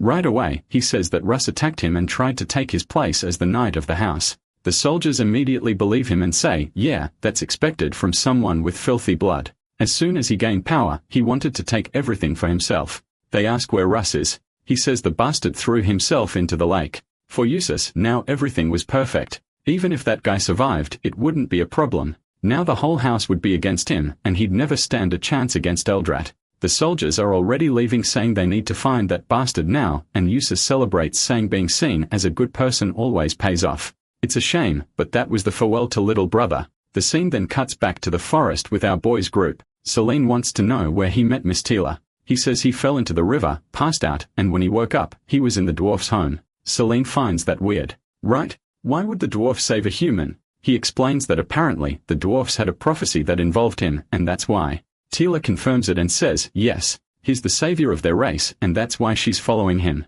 Celine thinks it's strange. He didn't even know dwarfs worshipped any god like that, to which Lepping explains that they even have priests just like he is. And Tila pokes the guy, saying humans always assume other races don't have anything as organized or sophisticated as religion. But Cylon, curious, asks our boy if Allport is an evil god. What did Allport do wrong? Apparently, humans believe in 12 main gods. Outside of them, there's the goddess of the elves known as Eldia, and the goddess of the dwarfs which is Allport. And Cylon's they're thinking he just assumed Allport was a bad god because that's what he was told, but he actually has no idea why. Suddenly, Cyrus calls to our boy and tells him to look to the side. She's not sure, but it looked like someone in the water. And who is it, man? It's the Dan Russ. I had a feeling he'd end up joining the group, and Lepping's already wondering how that kid ended up there. Celine asks if he knows him. He replies that it's kinda complicated. Does know him, but not really. The problem is he's not sure now. Is it destiny? A change in the prophecy? Why is this guy here? Sometime later, Russ wakes up in the carriage wondering where he is. He immediately remembers the sword to the chest. Usus had always been the kind of knight too good for anyone to hate. He worked hard every day because he at least wanted not to bring him shame. Deep down, he believed that if he proved his worth one day, Usus would eventually acknowledge him. But now it was clear, the brother never had any intention of doing that. He laughs like a madman all by himself, and Lepping asks if he's finally woken up. Russ steps out a little awkwardly, wanting to know if it was them who saved him. Our boy says he was about to die with a hole in his chest. It had already been 3 days since they left that place, and now they were in the bad region. He was lucky Solan was there. Those injuries weren't something just anyone could have healed. And Solan says he only survived because he's also an aura user. Otherwise, for sure, he'd be dead. Rustin only feel anger toward users. And Lepperman says that, well, he doesn't want to overdo it, but the guy should at least know that his life was saved. He's not expecting a thank you, but also no need to be that awkward about it. They even had to rent a separate carriage just to haul that body of his. Russ starts bowing down, saying that it's all thanks to them that he's even able to breathe right now. Our boy, though, says that is broke as hell, and the one who paid for everything was Selene, so he better be thanking him. Meanwhile, he's thinking to himself, now the future stellar swordsman owes me one. That's a card that could really come in handy. Even if we become enemies, maybe he won't attack me so easily now. Then he asks, now that Russ is awake, what's the plan to go back to the castle? Right. Our boy still doesn't know what happened. Night falls, and after telling the story, Russ says, returning to the family isn't an option anymore. He's probably already seen as a traitor by everyone, a guy who attacked the hare. Leopard knows that in the far future, this guy was supposed to awaken Aura a bit later and then challenge his brother to a proper duel. That's when he'd win and earn the right to succeed the family. Looks like this time, users found a way not to lose his title. Leopard asks what his plan is now, and Russ looks thoughtful. If he goes back to House 10's, he's marked as a traitor, then the obvious happens. He says that if it's not too much to ask, he'd like to travel with our boy. Everyone's looking at him wondering why. And he says that, obviously, he was saved, and is a knight. At the very least, he wants to repay that debt. But since he's been cast out in the family, the only way he can help now is by serving at his side. Lepin clearly isn't too into that idea. He says there's no need to go that far. Russ can just take some gold coins, rent a room somewhere, and disappear. Besides, they don't even know each other. But the kid just says he knows Lepin as the successor of Geared, and that's enough.